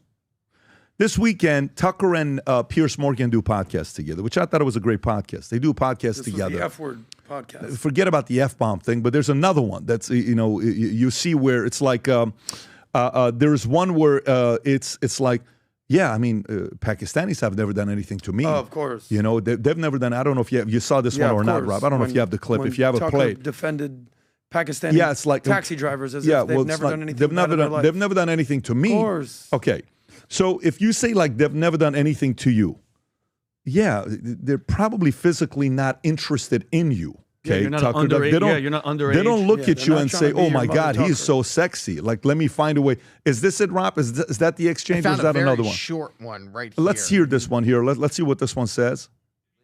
Walking around? No, not at all. Again, who's going to do anything? Pakistanis are all super nice to me, and the whites are all kind of craven and sad. No, you're totally safe here, man. Okay, so Pakistanis are super nice to me. Mm-hmm. Okay. He's probably met like 3 Pakistanis in his life. They talk about, this is the part that Americans have to fully get a little bit deeper with data. You can track data. Mm-hmm. You can track, there's this guy that just did a debate with Daniel Hagegaju, Andrew Waller. You know who this guy is. Yeah, he's a great debater. I know you're talking about. Well, what's his name? He's phenomenal. And I like that he's a little bit edgy. He's what is the guy's name? Adam, you know this guy's name. What is his name? Let me tell you, you're looking for him. He said something. He said something Andrew about. Wilson, are you talking about? I don't know if it's Wilson or not. I'm pretty sure it is. Is it Andrew Wilson? Pull up Andrew Wilson. Is this guy right here, Pat? Yeah, He's absolutely. Good. He's very good. So very talented guy. He did a debate with Daniel, and we've had Daniel on the podcast before. The Muslim guy. The Muslim guy. And they're going back and forth. This debate. And he this debate right here, sir? That debate right there. Yeah, and they talk about crushed him. They talk about low IQ. Yeah, with and the incest. He says, why is it that the low IQ in a Muslim, he's going through the data. Mm-hmm. And he says, because it's tied to incest. Yeah. Okay, and cousins. So there is no rebuttal to that. So what's wrong with that, right? But then you're going even deeper into that. That's data. Guess what? If let's just say all of a sudden Muslims figured out that if incest increased the IQ to over 200 and bred kids that created the safest civilization with the lowest crime rate, with the highest level of advancement in technology and security, you know what you would sit there and say? What would you sit there and say? We need more of those guys. No, but think about it for a second. Yeah, of course. Flip it for a second. If data showed you right now, hey, these Muslims are up to something. What's that? Sleeping with your cousin creates 180 average IQ. There's a reason why Muslims have the highest IQ from Pakistan. It's because they have incest. You know what people would actually say? This, well, I'm not with it, but very interesting. Yeah. Okay? Very interesting. Why would God create that? Yeah. The question is, why would God create lower IQ when you do incest? Because it's unnatural. Because it's unnatural to do something like that, right? Why would he do that? It actually creates the dumbest people. It's his argument. It's the numbers. That's that guy's argument that he was making. This Andrew Wilson guy, very good debater. I don't mean to disrespect the guy. He's a very good debater. I like. Now he's going to debate you over his last name. No, he's okay. He's DM'd me before. He's DM'd me before, and I like the way he communicates. All I'm going to when you say majority of the people that come here are good, that's a lie. I said they're decent. You can't even say decent. We don't know. We don't know because what I want to do is every time they take shots at Indians, Indians are coming and taking over America. Okay, there's people that are America first, and there are people that are America only, and there are people that don't want anybody to come here from any other place. I understand argument. Let's set that argument aside, which is what America only. Now go to the America first argument. If Indians come over here and we're getting Indian engineers coming from IIT that are better than our MIT grads, well, we may want to entertain getting some of those guys to come here. Yeah, if you wonder how Indians raise their kids and why are they the highest paid immigrants in America, you know Indians make the most money in America. I don't know if you know that or not. No immigrant makes more money than Indian Americans do. Good for them. If you look at the stats. Why is that? There's a reason for that. Probably not a lot of incest. If we were to sit there and size up data, we can't say what you just said right there, which is what? Most of them are decent, because it's not true. Pull up the data. There's a story that came out with one of the Muslims that got arrested. In his profile, when he did his ID, it said white. And a lot of Caucasians are like, no wonder a crime for whites are being shown the way it is, because every Muslim that comes here, they put him as white. What? Yeah, you didn't see this? There's crime reporting in a bunch of states in the United States. So black guys, Middle Eastern guys, Arabs, they say white. I think guys are white now? No. I think if there's anything that we have to look at, is study the data. Study the data. If Muslims and if Somalians came to Boca Raton and unemployment went down, crime went down, income for people went up, safety went up, okay? Job creation went up. You know what you would say? Send me some more Somalians. Yup. Nobody cares if you're Somalian or Muslim or Christian or Scientologist or LDS. Nobody cares. All they care about is what do you do when you move to a place. During this conversation with Piers Morgan, they kind of went into talking trash. This is the part where maybe we disagree with Tommy Robinson. I think Tommy plays a very important role. I think Tucker says, I don't even know who Tommy Robinson is. Rob, I don't know if you have this clip or not. Stop it, Tucker. I do. There's a clip that says, I don't even know who Tommy Robinson is. I don't know which one you got. You want to read this article? No, I'm just going to go to this because it kind of goes into this. They kind of go hand in hand. Rob, there's another clip you may want to play this one that shows, I know which one you have. Is this the same exact one that you have? I'm not sure. Let me just pull this one up. And you'll see how this one goes. Because there's something going on here that we're uncomfortable talking about. Go ahead, Rob. An argument with a Muslim, with an actual Muslim. I'm from Bangladesh. I'm a Muslim. We probably agree on a lot. It's the secular self-hating whites that stand up from the table and leave when I'm eating with them here. About Sharia law. A strikingly large number of Muslims would like to see it supplant civil law in the countries in which they live. Have you felt threatened walking around? No, not at all. Of course. Again, who's going to do anything? Pakistanis are all super nice to me, and the whites are all kind of craven and sad. No, you're totally safe here, man. In the United States, driven by people like Tommy Robinson here. Who's Tommy Robinson? You know Tommy Robinson. He seems like a fraud to me. Well, he's not even Tommy Robinson. His name's Stephen Yaxley. It's not even his real name. He's also convicted of multiple crimes, thuggery, fraud. I don't even know anything about him, but he doesn't seem... I don't even know anything about him, but he... Why do you have him on your show then, Tucker? Since you don't know anything about him. Adam, stop. Rewind a little bit. Oh, my God. Let the... The United Kingdom has become a mere shadow of the nation that gave us freedom of speech, freedom of the press, a host of other rights that we take for granted but probably should not take for granted. Nobody knows that better than Tommy Robinson. In May of this year, he was arrested for attempting to cover the trial of a sexual grooming gang in the UK. So he didn't know him, but he did a whole segment about him. Well, he said, I don't know him, and then immediately after it was like, I think he's a fraud. You can't say I don't know him and then accuse him of being something. And on the flip side as well, even Piers knows who he is. He's one of the only ones actually sticking up for the people and calling out all the crap that's happening with these Pakistani rape gangs. And I don't know why it's, especially with Tucker acting like he doesn't know who he is. I actually understand Pierce's position. Sure. You know why I understand Pierce's position? Because Piers and Tommy have a history of 10, 15 years. Okay. So I get it. There's animosity there. I fully understand that. I'm trying to find out Tucker's position. What's Tucker's position with Tommy Robinson? I don't understand what Tucker's position is with Tommy Robinson. He knows the stats. Tucker knows the stats. So why would he? Why would he act like Pakistanis? And mind you, when you talk about the stats, look at the numbers of the rape gangs that they covered up for how many years. Just because Tucker's going in a cab and they're nice, okay, the taxi driver thinks that you're nice, but you can't deny the fact that it's been a freaking epidemic for how many, 10 plus years where the share, everybody was covering up the problems. And just really quick, Adam, Robbie, I sent you the Slack, the FBI crime stats, when we say that they're rigged. There was a guy, the Afghan national, who just tried to bomb Texas. Look what they have him as. This is the one I was talking about. Look at that. But, oh, weird. He's white. He's white. That's like calling Saddam Hussein a cracker. Like, it doesn't make sense. And it's true. Because people are like, Vinny, you're white. Oh, okay. Well, Tommy responds to this. Rob, I don't know if you have the Tommy response to Pierce and to Tucker. And Tommy, I don't know how you describe Tommy.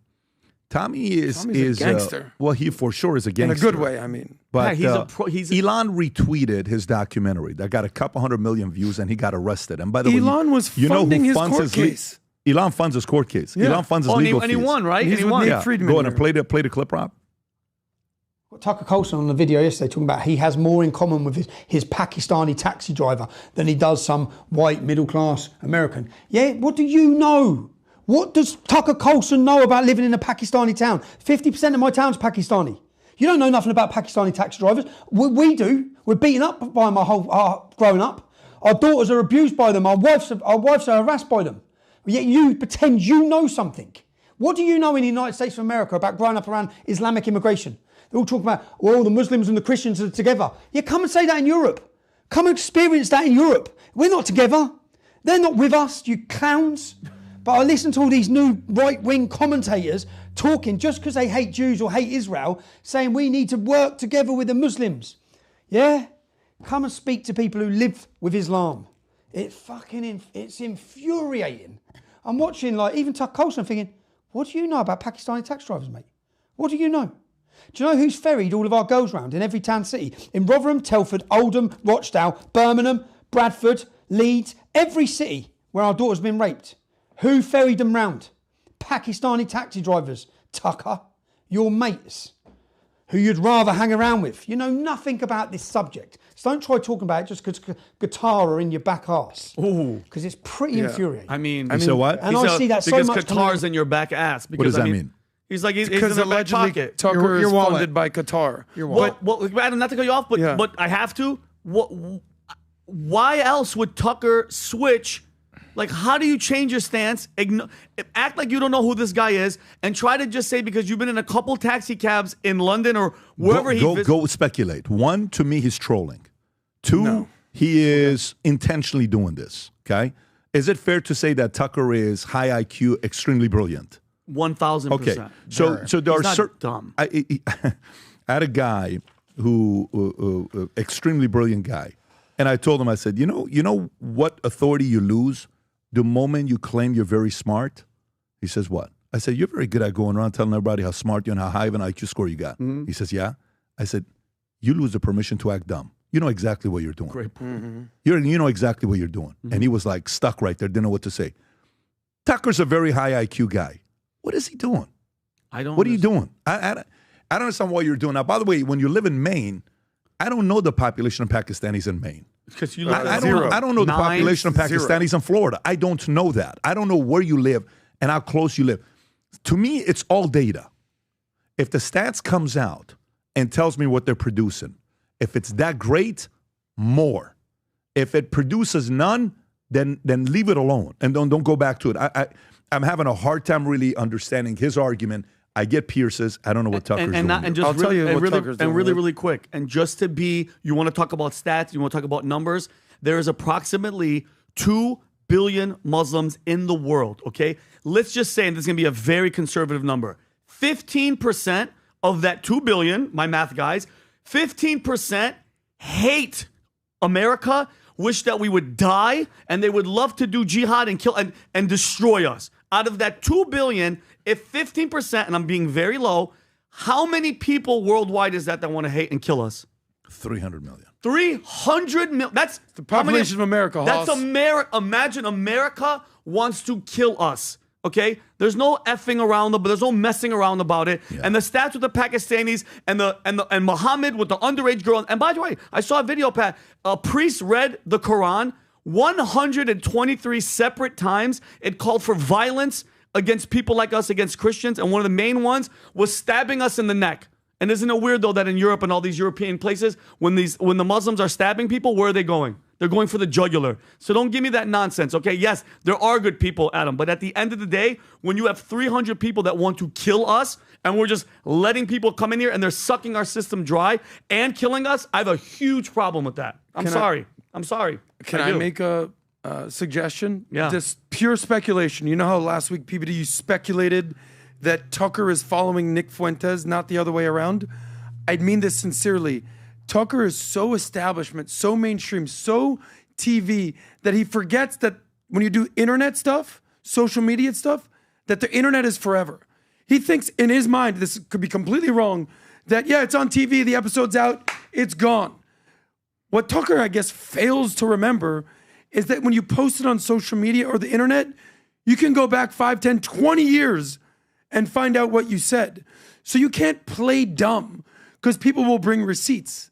So Tommy Robinson, you're going to question what Tommy Robinson. So here's another example of the last time that Tucker sat down with Piers Morgan and he asked him a similar question about allies, Qatar, Israel, and Tucker played dumb again, just like he didn't know who Tommy Robinson was, or he's completely oblivious to what's going on with these Pakistani rape games. Go ahead. America's supporting Israel because it's an ally.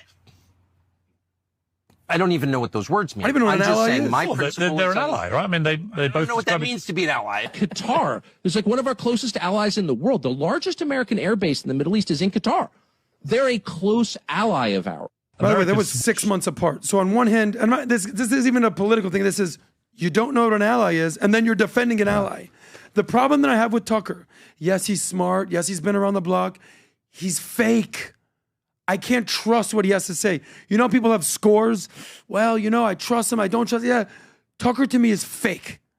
And he's not a leader. He's a follower. He's a fake follower who's smart, and now he's playing the internet game, but he's losing because people forget that the internet is forever. I think if Tucker was 22 today, he'd be the king of rage baiting. I think he would be a rage baiting son of a, you know what? He would be a guy that would know, like listen, I know what it is to have a kid that knows how to get under everybody's skin.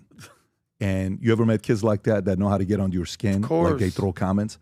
That's Tucker. Not only is he brilliant, not only did he go to a great private school, but then at the same time, not only does he have education from his father, who's extremely well-read, and then at the same time, father, CIA, Voice America, and he happens to be entertaining and knows how to. So he's not a triple threat. He's like a quadruple threat of where he's at. All I'm asking right now is, I don't know where he's going, and I don't know what he's doing, and they don't add up.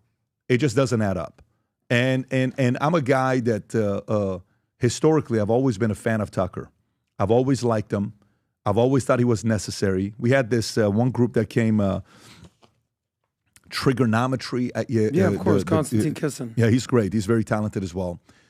He came asking me questions about Tucker versus Shapiro and all this other stuff. And it's like, well, and then Candace and all these things. I look at talent and then I look at philosophy.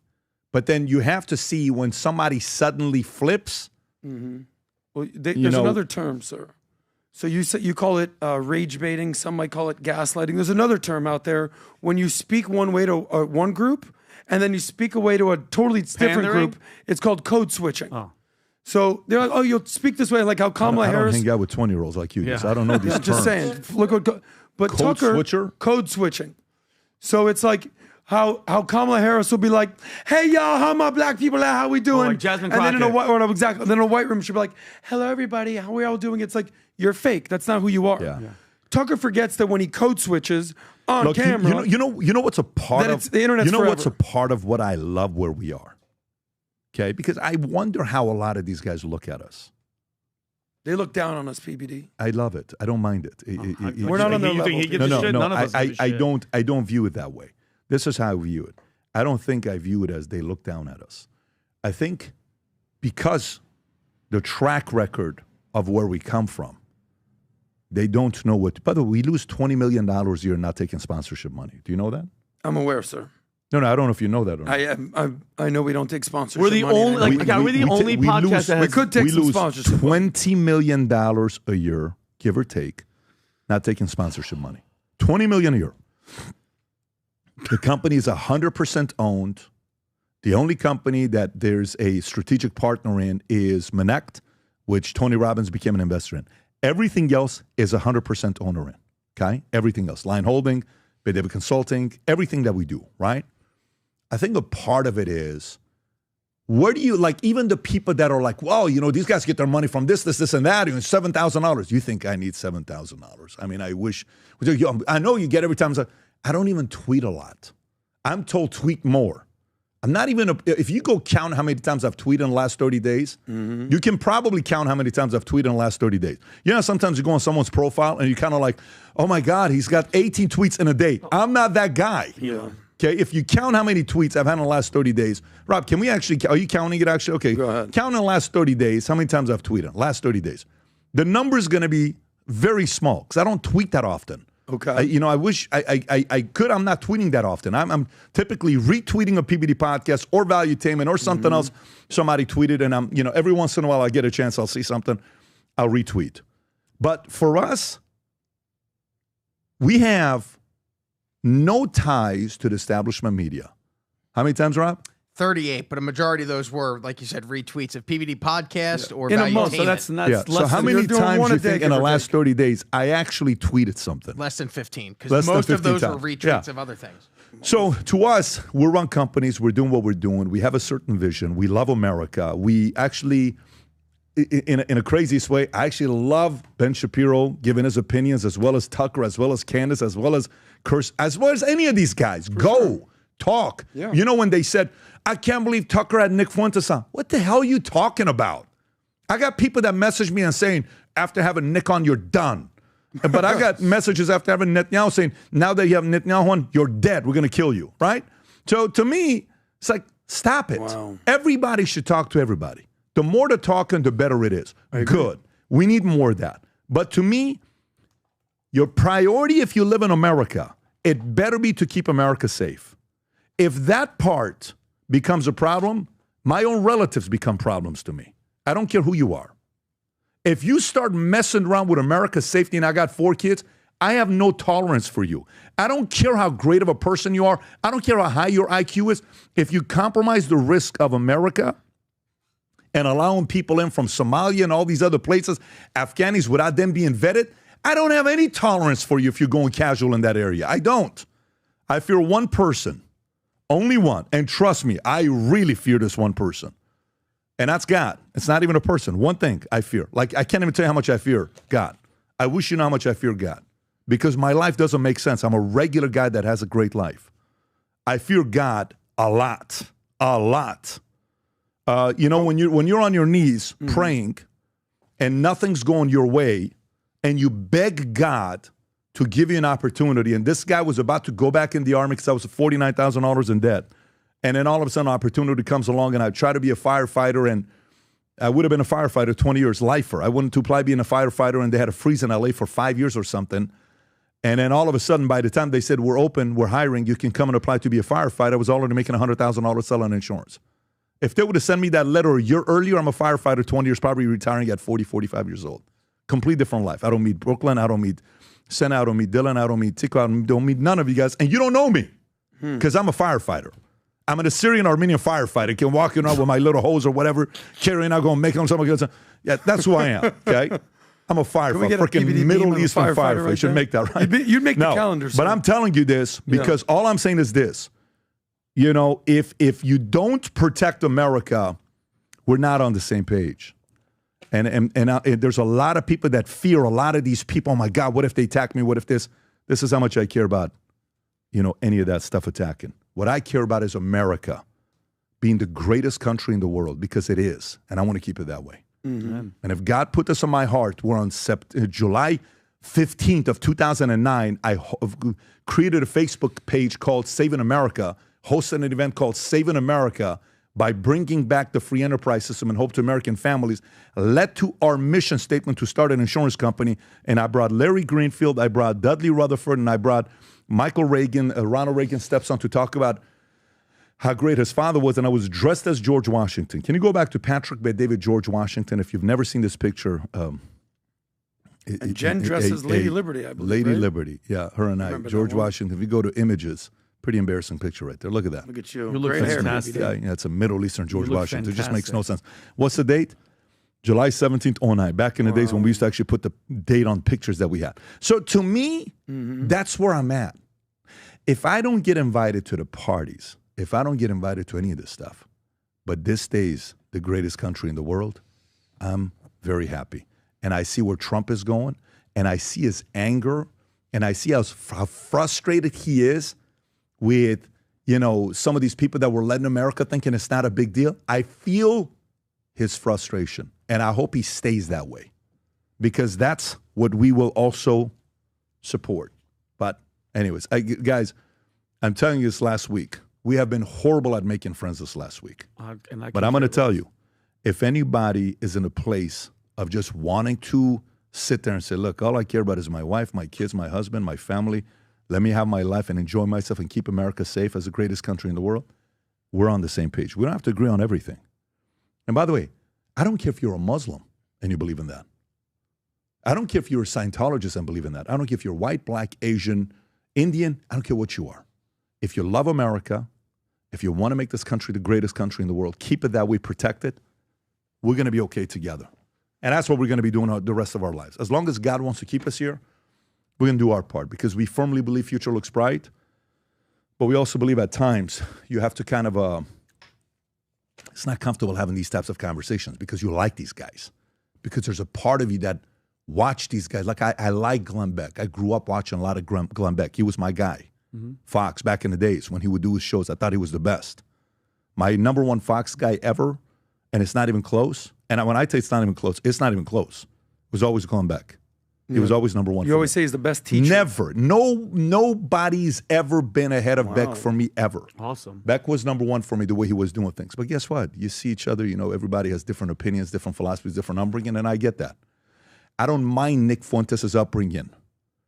He has his own upbringing. I have my own. Tucker has his own. Everybody has their own. But the moment you're playing games to defend somebody who gave you money and who's behind... listen, guy gives me $10 million invested into our company. My first investor, big one. First one was $1 million. The other one was $10 million. He sits in a meeting telling me you better get all your sales guys vaccinated. Oh, man. And I said, it's values over the flipping money you gave me. It was a 4-hour meeting that we had, 4-hour meeting that we had, just to get everybody in PHP vaccinated. I said, I'm not doing that. He says, why not? I said, do you realize the vision of the company was simply created by freedom of choice? You want me to go tell all my guys to get their vaccination? You're out of your freaking mind for me to do that. Good. We're not. If they want to do it, I'm not going to judge them. If they don't want to do it, I'm not going to judge them. My own dad, who's the biggest conservative in our family, got the vaccination, and he knows I wasn't for it. But guess what we did? Totally supported. He got 2 shots and then the 3 boosters that he got. My dad. We're not on the same page on that. Guess what? We don't judge. We don't say what to do. Here's what I did. We didn't take it. Here's my wife and our kids did. We didn't take it. Whatever you want to do, you go do. It was the most heated moment ever. I don't care how much money you give me to come and tell me to change some of the values and principles. And by the way, you know what is going to come? Let me tell you what's going to come next, Vinny. Because this is not safe haven for them. You know why it's not? You know who hates this? Who do you think hates organizations like this? You think we're not about to get some massive hit piece hate, even from some people on our own side coming after us? Just wait for it. You know why? Oh, let me tell you how bad it's going to be. You'll see how bad it's going to be. And it's going to be from people that we've supported and maybe we're on the same page as well. They're going to be the ugliest one. The way they're going to do it is, I don't think they're going to do it like this, because that's one way of doing it. But they're going to do it like this. Let me tell you, those guys, you know who they are? Let me tell you, those guys, you know who they are? Let me tell you, those guys. Let me tell you what this. Did you read this article about them with the insurance and MLM? Did you see what's going on in the background? I heard about this and I heard about that. And the story's going to come out. And then we're going to get people, well, if you don't do this, we're going to do this. And we're going to be like, post it. Go ahead. Post it. It's coming. Because I'm telling you it's coming. I believe it. I am telling you it's AI. coming. It's going to be, they're going to get great things on AI. Oh, you were at this party in college. There you are. You did this. You did that. It'll come like that. And it'll be out of nowhere, because it'll be, the real question will be is, why this, why now? And everybody listening and everybody in this room, just remember, don't get angry first. When you see the hits, when you see things, first say to yourself, why this, why now? And they'll tell you a lot of what you need to know. Listen, we're going to keep doing our part. Pat. It won't work. That's my opinion, and I'll tell you why. Because we've been nothing, when I say we, I mean you as the leader and then the rest of us, been nothing but honest about who we are. It's the Eminem approach from 8 Mile. Yeah, I lived in a trailer. Yeah, I'm white trash. Yeah, my girl, blah, blah, blah, blah, blah. Yeah, you know it. Yes, you're a former bodybuilder. Yes, you came from Iran. Yes, Tom did this. Yes, Vinny. We're full disclosure on everything. Wait, what'd I do? If you don't, you came from Canada. We won't hold it against you. You love 4 women. All right. You got me But there. the point is this. Like, whatever's been said about this, pretty much been out there. What else are they going to come up with? Oh, that is actually true. Never underestimate. Is what I'm saying. Never underestimate the I'm power not of saying propaganda. that crap won't come out there. Yeah. But Nancy it won't Pelosi work smear- because smear campaign. it's like, why don't stories Except not it's work not against gonna be Donald from the other Trump? side. Because he goes, yes, I said it. It is what it is. That's why. Guess what? Guess what? Bring it on. Yeah. I'll give you just from the other side. one thing to think about. Vincent Who Oshana. screwed Bernie Sanders in South Carolina? The His Democrat own Party. freaking people. It won't work, guys. I'm just telling you, it's not going to work. All I'm work. telling you. Please. So, anyways, let me get to the next story here. So that was all Trump- directed Yeah. at the beginning of this Tucker story. No, this is not directed. No, I'm not saying to directed Tucker. at Tucker. What I'm saying to the you story is- was starting with Tucker. Of course. Yeah. Because to me, I have a whole slew of opinions on certain things that's going on, but little by little, we'll keep talking here. Okay. So, let me get to the next thing here. Drip, drip, Trump, drip. U.S. may almost completely scrap income taxes due to tariff revenue. Now, you know what that is like? That's kind of like you're talking dirty to a girl and you say, you won't even know what I'm going to do to you tonight. And then later on is like, well, it only was like 48 seconds. I thought you were going to really, well, yeah, but next time, you won't even believe what I'm going to do to you next time. President Trump is talking dirty here, okay? And taxpayers are sitting there saying, man, keep talking dirty to me, okay? You won't even know what I'm going to do to your taxes. What are you going to do to my taxes? I'm going to eliminate them. And you won't be paying any of it because of tariff income tax. Oh, my God, this is so great. I'm getting so excited. That's what it sounded like, right? That's a pretty big promise if you can pull it off. Here's President Trump talking dirty to all taxpayers in America. Go ahead, Rob. I think we'll substantially be cutting and maybe cutting out completely, but we'll be cutting income tax. Could be almost completely cutting it because the money we're taking in is going to be so large. And yet other countries who have been ripping us off for many, many years, they've just been ripping us to shreds. Okay. So, Tom, what are the chances that we're getting rid of income taxes? Zero. The federal government establishment will never allow that knob to be removed. That knob on their dashboard is precious. Now, do I believe that Trump has a vision to do it? Absolutely. Am I aligned with that vision and I hope that this can come true? Absolutely. But I'll tell you, it's going to be tough to get there. And the analysis early on that says it'll reduce the deficit by $2.8 trillion. Deficit is different from debt. As long as we have a deficit, we're making more debt every year. And so we need to remove deficit to zero so we have something of a surplus. Now we can start paying off debt. And I don't think that the establishment would let it go away. Now, can the tariffs get so high that he can put in a massive tax cut that says, hey, look, this is now being replaced by this, so I'm going to take the weight off the American people, and I'm going to really reduce income taxes. Yep, I think, could that come in 2 years? I believe it definitely could. It'll be a fight, and the midterms have to go well, but if the midterms go at least well enough to keep enough of the House, and the tariffs show that they're generating that, then on the second half, the lame duck part of his presidency, as they call it, 26 to 28, you know what? Could he radically cut income taxes? Absolutely he could. Remember, once upon a time, the country was run on tariffs. Once upon a time, that's where we got it. And the income And not tax, a long time ago, by the way, 110 years ago. That's correct. We're not talking about 200 years ago in the 1700s or 1800s. Yeah, I believe that the total income tax emergence was the 4 years after World War I believe it's like 1916 to 1920, I believe is when the emergence of it was, the modern tax. So, and by the way, that was when the charities were created because they wanted to find ways to get Carnegie and others to invest into things like hospitals and schools and stuff. Yep. And so they created the tax deduction. Moments after the tax was created, the tax deduction was created. But that's my 2 cents. I think, could we see it come down? Yes, we could. But I don't think the establishment in Washington should, would let it happen. Look how much they fight the balanced budget amendment. The balanced budget amendment that simply says the states have to balance their budgets, so does the federal government. They don't want that because they are perfectly content to debt us into the future. Well, CBO estimates that before accounting for economic side effects, the new tariffs will reduce primary deficits by $2.5 trillion and cut interest payments by another $500 billion for a total deficit reduction of $3 trillion after factoring in modest economic drag, slightly lower GDP, and temporarily higher inflation.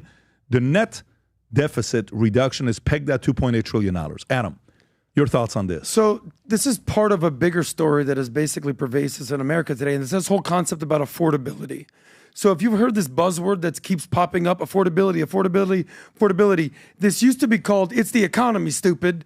Now it's affordability, stupid. So the cost of living has skyrocketed in America over the last decade. This is what happens when you print trillions of dollars, quantitative easing, as they call it, or quantitative tightening in some respects. But we're living in the greatest country ever created, the greatest country in the world. But for a lot of people, it doesn't feel that way because they can't afford anything. That's why a lot of young people are frustrated. Like buying a house, like dream on, buddy. It's not going to happen right now. Getting a new car is as expensive as rent was 5-10 years ago. Food, eggs, prices are crazy. Healthcare, now they're supporting Luigi Mangione because he's anti-insurance, conglomerates, all that. So if you can fix affordability in America, you can fix America. The whole American dream is the land of opportunity, the land to be where you want to be, land to do what you want to do. It doesn't feel like that for a lot of people because they can't afford those things. So in my opinion, this is all sort of downstream of Trump trying to make, quote unquote, America affordable again. That's what's needed. The most ironic part is that the least affordable cities in America are all big blue cities. New York City, this is why they elected Mamdani, as if he's going to solve it. Not going to happen. LA, San Francisco, Boston, DC, all these big blue cities are completely unaffordable.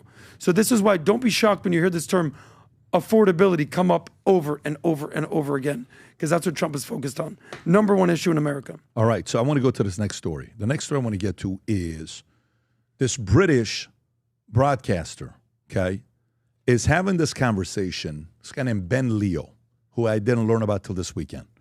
He does a great job. He's talking to a pro-trans GP.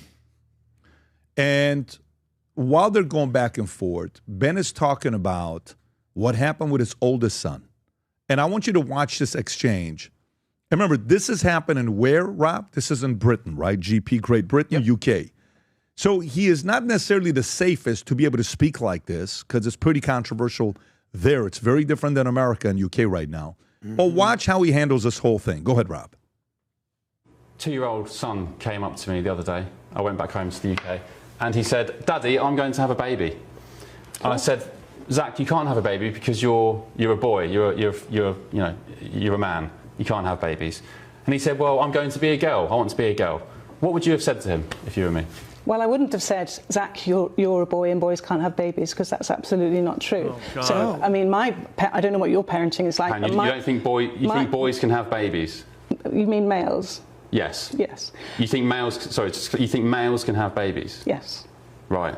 I mean, do you want me to explain? Yes. Right. So transgender males have a womb, a uterus, and ovaries. Jeez, man. Okay, so they were born, if you like, female, and but they actually identify as males. So we refer to them as males. They have ovaries, a womb, a uterus, a vagina, and that means you can carry a baby. Transgender males being women. Well, that's extremely disrespectful to transgender males. I don't well, they are women, aren't they? They're biological women. They are males. Well, if they're males... What do you mean by biological women? Well, hang on a minute. If they're males, why do you call them transgender males? Why put transgender in the... Transgender is an adjective. Right, but if they just call them males, then why do you call them transgender males? No problem at all. So you're changing that now? No, I'm not changing that. You said, can males have babies? And I said, yes, males can have babies. Well, all over your website, you refer to transgender women, transgender males. If these people are genuinely male and female, why do you call them transgender? Well, why do you use adjectives for anything? If you're clarifying, if you're teaching somebody like I'm teaching you now, you need to clarify. And there you go. So instead of... So this is interesting. So instead of telling my 2-year-old son, as I did, Zach, you can't have kids, you're a boy. I think that's sad. Oh, I think that's sad. I do. I think, if my son... Do you know what it did? Do you know what it did? He said, oh, OK, Daddy, that's fine. And the next day he said, Daddy, I'm Spider-Man. Would you want me to entertain that conversation and say, well, Zach, maybe you are Spider-Man? What do you say? Oh, God, no, you're not Spider-Man. Oh, God, Zach, you can't be a girl. God, Zach, you can't be Spider-Man. Or can't we just let children explore? 2 is an amazing age to explore. Why aren't we letting our children explore? Keep this woman away from any I actually child feel sorry for Zach right now. Oh, well, sorry. OK, well, I don't, because Zach has never mentioned becoming a girl again. Zach right now. So watch this, Rob. Can you pause and let's just go through comment section. And let's see what the world thinks about this, right? Go a little bit low. How is this even a real conversation? Young children and toddlers need a secure, stable foundation of identity before they can even begin to understand a broader spectrum of gender or sexuality. Any other conversation is just too far complex. Daddy, I want to jump off a cliff. Sure, Zach, go ahead and explore whatever they want to be free. More of Zach's dad, please, Lord. Thank you. Bravo for young and smart Ben. She says, I don't know what your parenting style is, as if she isn't 65 years old and didn't grow up with traditional values. Right. While Western is busy having those debates, China is inventing 7G. No kidding. Zach's dad here is doing his best to guide Zach one way, but Zach would still mix up with kids with parents like this lady. This lady really needs serious help. I feel sorry for you, not Zach. Ben Leo, round of applause. Go a little bit lower. Is that it? That's his name, Ben Leo? Yeah, Ben Leo. So, anyways. And what's her name, by the way? Let's give her a shout out. Go up a little bit. Go to her account just to see who she is. Give her Dr. a Helen. big shout out. I went to her account yesterday. Dr. Helen Weberly. Oh, she's a doctor. Yeah, of course she is. By the way, she married, kids, family. What's her story? Is she trans? She's married to Mike Weberly. Do they have kids? But while we're is searching she a for man or is she a guy? Is she like? Well, who knows? It doesn't matter, Pat. No, It's just an adjective. What I'm trying to no. She, we, they. I don't know. Them, Was she born a man or a woman? We don't know, Pat, and it doesn't matter. She's a pioneer. She's what is it? What is I'm it? not judging. I'm just saying Go to that the top, she's Robbie? pretty big. So you know what I'm saying. First man land. Go Big back to bone. the top. What are those things on her chest? Well, now those are $7,000. It doesn't even matter. Go to the top, Robbie. That's right. Those are $7,000 What's that thing in her Pioneer pants? in the field of hormone therapy. Oh no, what guys? Her business is giving drugs to underage. Oh, so she makes money being this foolish. She's a pioneer in hormone therapy and transgender healthcare. When I say this, interesting. So follow the money on Helen. Rob, go to more about Helen. Go more about Helen. She's going to Helen. I'll tell you that much. First man landed on the moon, and Helen Peters became screaming into the world. What does that? Like That's when she was born. Oh my God! Like, be more dramatic. She came out of a birthing canal because she doesn't want to call it. A lot of fights and a lot of shouting. Okay. I wonder was she born a man or a woman? She loved me, and I loved her. Parents got divorced. I was heartbroken. You will never see your father again. I can see his face through the car. Where did she fall and hit her head? head? My mother married the lodger. Where did she hit her head? My father and moved into a top floor spare room. But then he moved out with my mom. My new baby sister was born. I held her. I loved her. You have to call mom daddy baby now. Sister. Why would she? He wasn't my misgender dad. her. I went to a very tough comprehensive school. I didn't fit in. I was one okay. My mother was born in a little nightmare. I cannot believe somebody. So she's going down this year by year of her life. Well, she just wants. Can we just see when she absolutely broke her brain? At what point? But by the way, this is a tragedy. She's describing completely broken home, divorce, abandonment, and poor parenting. Yeah. And so what does she do when she grows up? To be a psychologist, to tell everybody else that they're okay and that everything broken is not broken. It's to be accepted. Rather than finding love, stability, and structure back in normalcy, she goes here. So you know what? Hurt people make hurt people. Broken people break people. Great point, Tom. What happened, Rob? Yes, her own public statement. She was assigned male at birth. And later transition. She identifies as what? Oh, of course. I don't know what this means, though. According to Dr. Weberly, in previous interviews, somewhere along the line, she confirms that she was born as a male. No, it makes sense. A man, and then she transitioned to a woman and then married Mike. Are you Weberly. serious? This according to what ChatGPT This and is the internet is ChatGPT and the reciting internet. to me. So I was right. it seems to Allegedly, be that way, yes. probably. I told you because her shoulders, she looked like She looks like a fullback. Linebacker. She's like Chris bro. Have a little Farley. respect. Dear God, where's my bong? Is that a guy? I can't. I'm so confused right now. Yeah. Well, listen. We all are. By the way, all the jokes aside, I don't know. I'm not. This guy lived a rough life as a kid growing up, and he wasn't accepted, and he was so confused that he went through it. Yeah. And this is a life now he lives. You know, when you hear some people, they become who they become, and then you learn about him, you realize trauma is a real thing. This morning I'm driving in the car with my guy, and he was a former 18 Delta guy. I said, so what do you think about PTSD? And he kind of went through it. So he thinks it's a real thing. He says, there comes a time when you get out, and he's seen a lot of stuff. You know he's seen a lot of stuff. Oh, Poor Henry had nightmares for 2 weeks. Yeah. So anyways, so he's seen a lot of stuff. And he's telling me about PTSD. He says there comes a time in life where you realize everyone's moved on, and they got their own set of problems. And you got to kind of figure out a way to fix it. Or else you're going to pass down that same fears and trauma to the next generation. He's doing that. We had a conversation about Adam's girl. What's her name? Chelsea Handler, right? Oh yeah. And she's turning 50 soon. You hear Chelsea Handler's story, and you hear the story of her upbringing. You remember her story? Yeah, her brother. Her brother said, "Hey, can't wait to come back and see you," and all this stuff, and then falls down and dies. Yeah. From a cliff. And from that day on, it broke the entire family. Mom and dad couldn't do anything together, and it was a mess.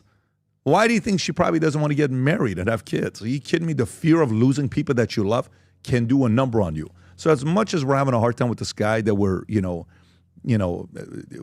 whatever this guy's name is, according to ChatGPT, born a guy and now a girl, and he married a Mike. This guy's probably gone through a lot of trauma, and he's thinking this is the right way of passing it down to the next people. But good for Ben. Hey, we wish Zach nothing but the best. Ben, keep raising Zach the way you're raising him. He's gonna be a stud in the future the way he's going right now. Can I say one thing? Yeah. So the challenge is, and Rob, I sent you something. The challenge is we can't even agree in America and even in Western world what's true and what's not true. This whole debate of, well, it's my truth. It's my truth. There's something called the truth. Here's the biggest challenge that we're going to do with. Less than 20% of Americans, so let's extrapolate this, could agree on basic facts. 18%, basic stuff. 80% completely disagree on the policy and facts combined. So we're operating in completely different realities. So this he, she, lady, transgender doctor person, she believes that she's right.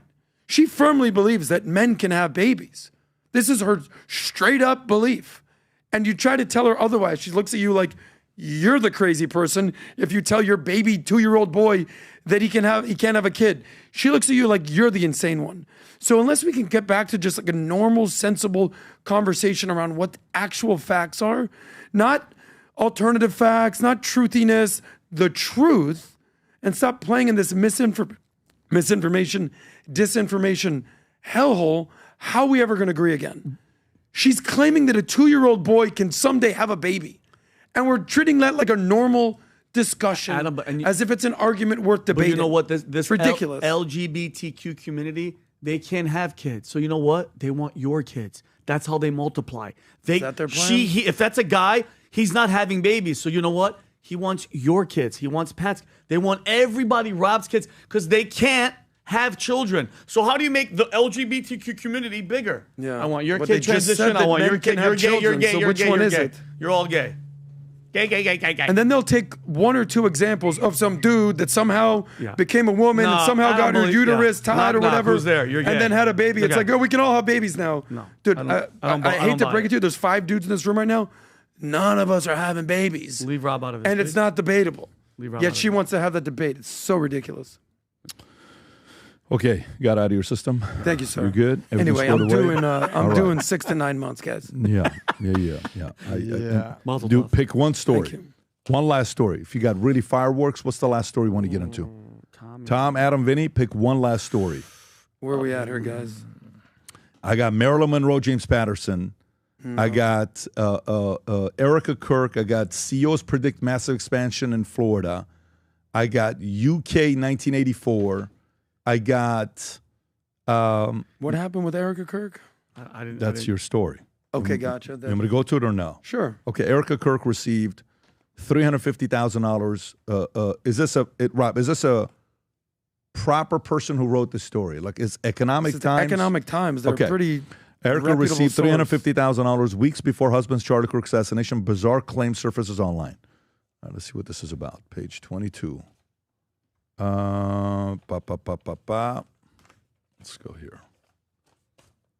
Okay, so Charlie Kirk's founder, Turning Point, September 2025, leaving behind his wife, Erika, 2 young children, most devastated, and a host of devastated fans. And a month after Charlie Kirk was shot dead at Apple, Utah Valley, multiple conspiracy theories surrounding Kirk is doing rounds on social media with no signs of slowing down. The latest theory concerns an alleged money transfer receiving by Erika Kirk, Charlie Kirk's widow, Currency OTP USA, claiming $350,000 was transferred to an account linked 2 weeks before Charlie's death, insinuating that the payments was linked to Kirk's killing. Okay, Adam, thoughts on this story? Look, it'd be so easy to just jump on the Economic Times and just call them some leftist shell rag accusing Erika Kirk of accepting $350,000 for the murder of her husband.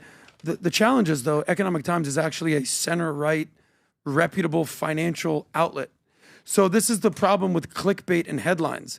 Erika Kirk receives $350,000 weeks before Charlie Kirk's assassination. Bizarre claim. And then the article goes on to basically say, listen, this is all part of unfounded conspiracies, no credible reports whatsoever, no quote-unquote receipts to be found other than this allegation here. This is the problem here. I don't know if we've been in a situation where the widow of a famous person has been under more scrutiny than Erika Kirk. And some is self-inflicted, some is completely unfounded. But imagine being Erika Kirk right now and genuinely, let's just use first principles here, loved her husband, loves her kids, stands for what she says, and then the world attacks her for crying in a different manner than they would like, wearing certain outfits that maybe are inappropriate, maybe doing certain things that you don't agree with. And I get that. Everything could be in question at this point. Everything. But to insinuate something this absurd, that Erika Kirk would do something this salacious, this disgusting, for $350,000, as if that's some sort of life-changing money. There's no amount of money that, in my opinion, it would take to bring back her husband or to bring back all the work they've done. So to me, this is a horrible headline from a reputable news outlet, and this is what they deserve. Vinny.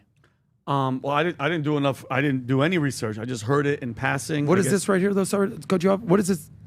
Massive life insurance. How much life insurance policy did Charlie Kirk have? Well, this is the content creator that did a deep dive onto this topic. This is about life insurance? It is. Does it say the amount? I'm not sure. I guarantee you it's millions. Named Brian Ferentz went through all of TPUSA's tax documents and found that in just 2023, a large life insurance policy was taken out on Charlie Kirk. As you can see here, GGLF LLC paid for a split dollar life insurance policy for the president/CEO of Turning Point USA, aka Charlie Kirk. Annual premiums for this policy are massive, $350,000 per year, meaning that the death benefit for someone who is 31 years old and a non-smoker would be between $20 and $50 million. million.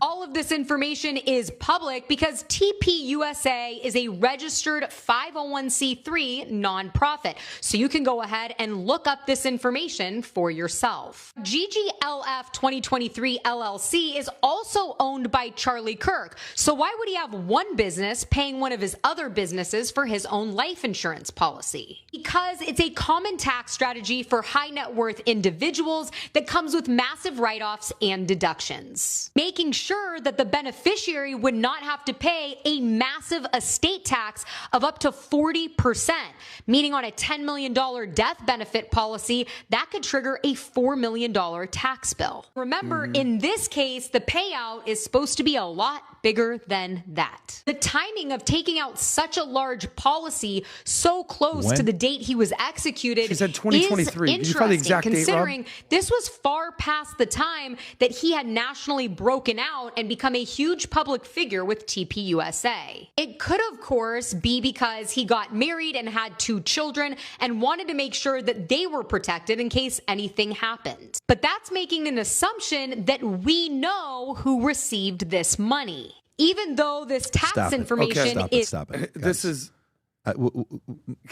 Yeah. Go ahead. My brain hurts. By the way, this is very normal. This by the is way, so normal. This is exactly how life insurance works. Estate planning works This is exactly how it works. She's making it seem salacious. You take out a policy, you get as big as a death benefit as you possibly can for the limited amount of premium, whatever you want to pay. How much did she say the estimated premium was a year? Premium's $350. $350 is between $20 to $50 million for a 30-year-old healthy guy. He's 28 when he takes it out. You were talking minimum 50 million policy. This is totally normal. Yeah. Totally normal. And by the way, if she took it out and you get a date in 2023, I could not find. Okay, so let's say it was January of 2023. That is before the CNS period, the suicide and contestability period. Yeah. So meaning that's 2 years later. Meaning there's zero illicit activity going on here. This is exactly how life insurance works. Did she call it a key man policy or split dollar? Whatever she called it. Dude, when I bought for the course. This is, and by the way, on the business side, this is very, very normal. When I got $10 million and I raised money the first time, they immediately said, we got to get a $10 million key man insurance policy on you. Not because they're trying to kill me, but because if I do something stupid and I die, they get their $10 million back and a company paid for the premium. And today, we have a lot of insurance, probably not even enough. I need more insurance on myself. If something happens and the family's got to pay estate taxes, any of that stuff, that covers the taxes. So I'm not putting anything here. Rob, I'm very appreciative that you showed that video. I didn't know that video. By the way, this it sort of just like proves my point. $350,000. It is nothing. They're talking $50 million of life insurance potentially. This is my whole point, is that it's irrelevant. Yeah, but they people made see this that 350 video. a story. But people see this but video. I tell you, and they don't know how life insurance works. To the average person. To the average person, that is like oh my God. Money? No, that's automatically. We sold 800,000 insurance policies, and we saw a bunch of different things, and we saw the weird things as well. Trust me, we saw the weird things as well, but this is very normal. It's the financial equivalent of saying, yeah, so every year, I max out my 401k. I put $23,000 in there, and then every year it's invested in the S&P 500, and it compounds by 10% year over year. Whoa. And then at 25 years later, I have $1 million. Yeah, that's how that works. Yeah. But if you say it in that tone or in these By insinuations, the way, if you put $23,000 a year, and 25 years later, at 10%, you only have $1 million, you got robbed. Thank you, sir. Okay. Point is an example. We just realized Adam millions. also doesn't like math. Okay? The point is it's a lot more than you would suspect. Last day, Cyber Monday. Go to vtmerch.com, Rob, and go to hats. Guys, I want to do something. I want you to really test this out for yourself. Go to vtmerch.com. Go to vtmerch.com. Go to vtmerch.com. And can you go to hats? Okay? Can you go to hats right there? Pick a Future Looks Bright hat. Okay? Go up top, Rob. Go up top, Rob. Go up top. Go to, not the shoes. Okay, it's just go a little bit lower. Is there a Future Looks Bright collection, Rob? If you go to Future Looks Bright collection, get one of these shirts for anybody that doesn't follow the podcast. Just get them a gift like this and just see their reaction. Get one of those Future Looks Bright hats, Future Looks Bright shirts. Give it to a bunch of people this Christmas and just see how they react. They're like, oh, cool. Who was that? This is a nice brand. Is this Nike? Is it Under Armour? Is it this? No. It's just a brand called Future Looks Bright. Wow, I like wearing this. I like the shirt. I like the hat. Make someone's day during Christmas and get them an FLB shirt or hat. 30 to 70% off. Again, 30 to, if you like to save money, this is the last day to do it. Go to Future Looks Save Bright. that money. And you get those stickers as well when you order nowadays, the Future Looks Bright sticker. Anyways, God bless everybody. We'll do it again on Wednesday. Peace out. Bye-bye. Did it get really cold?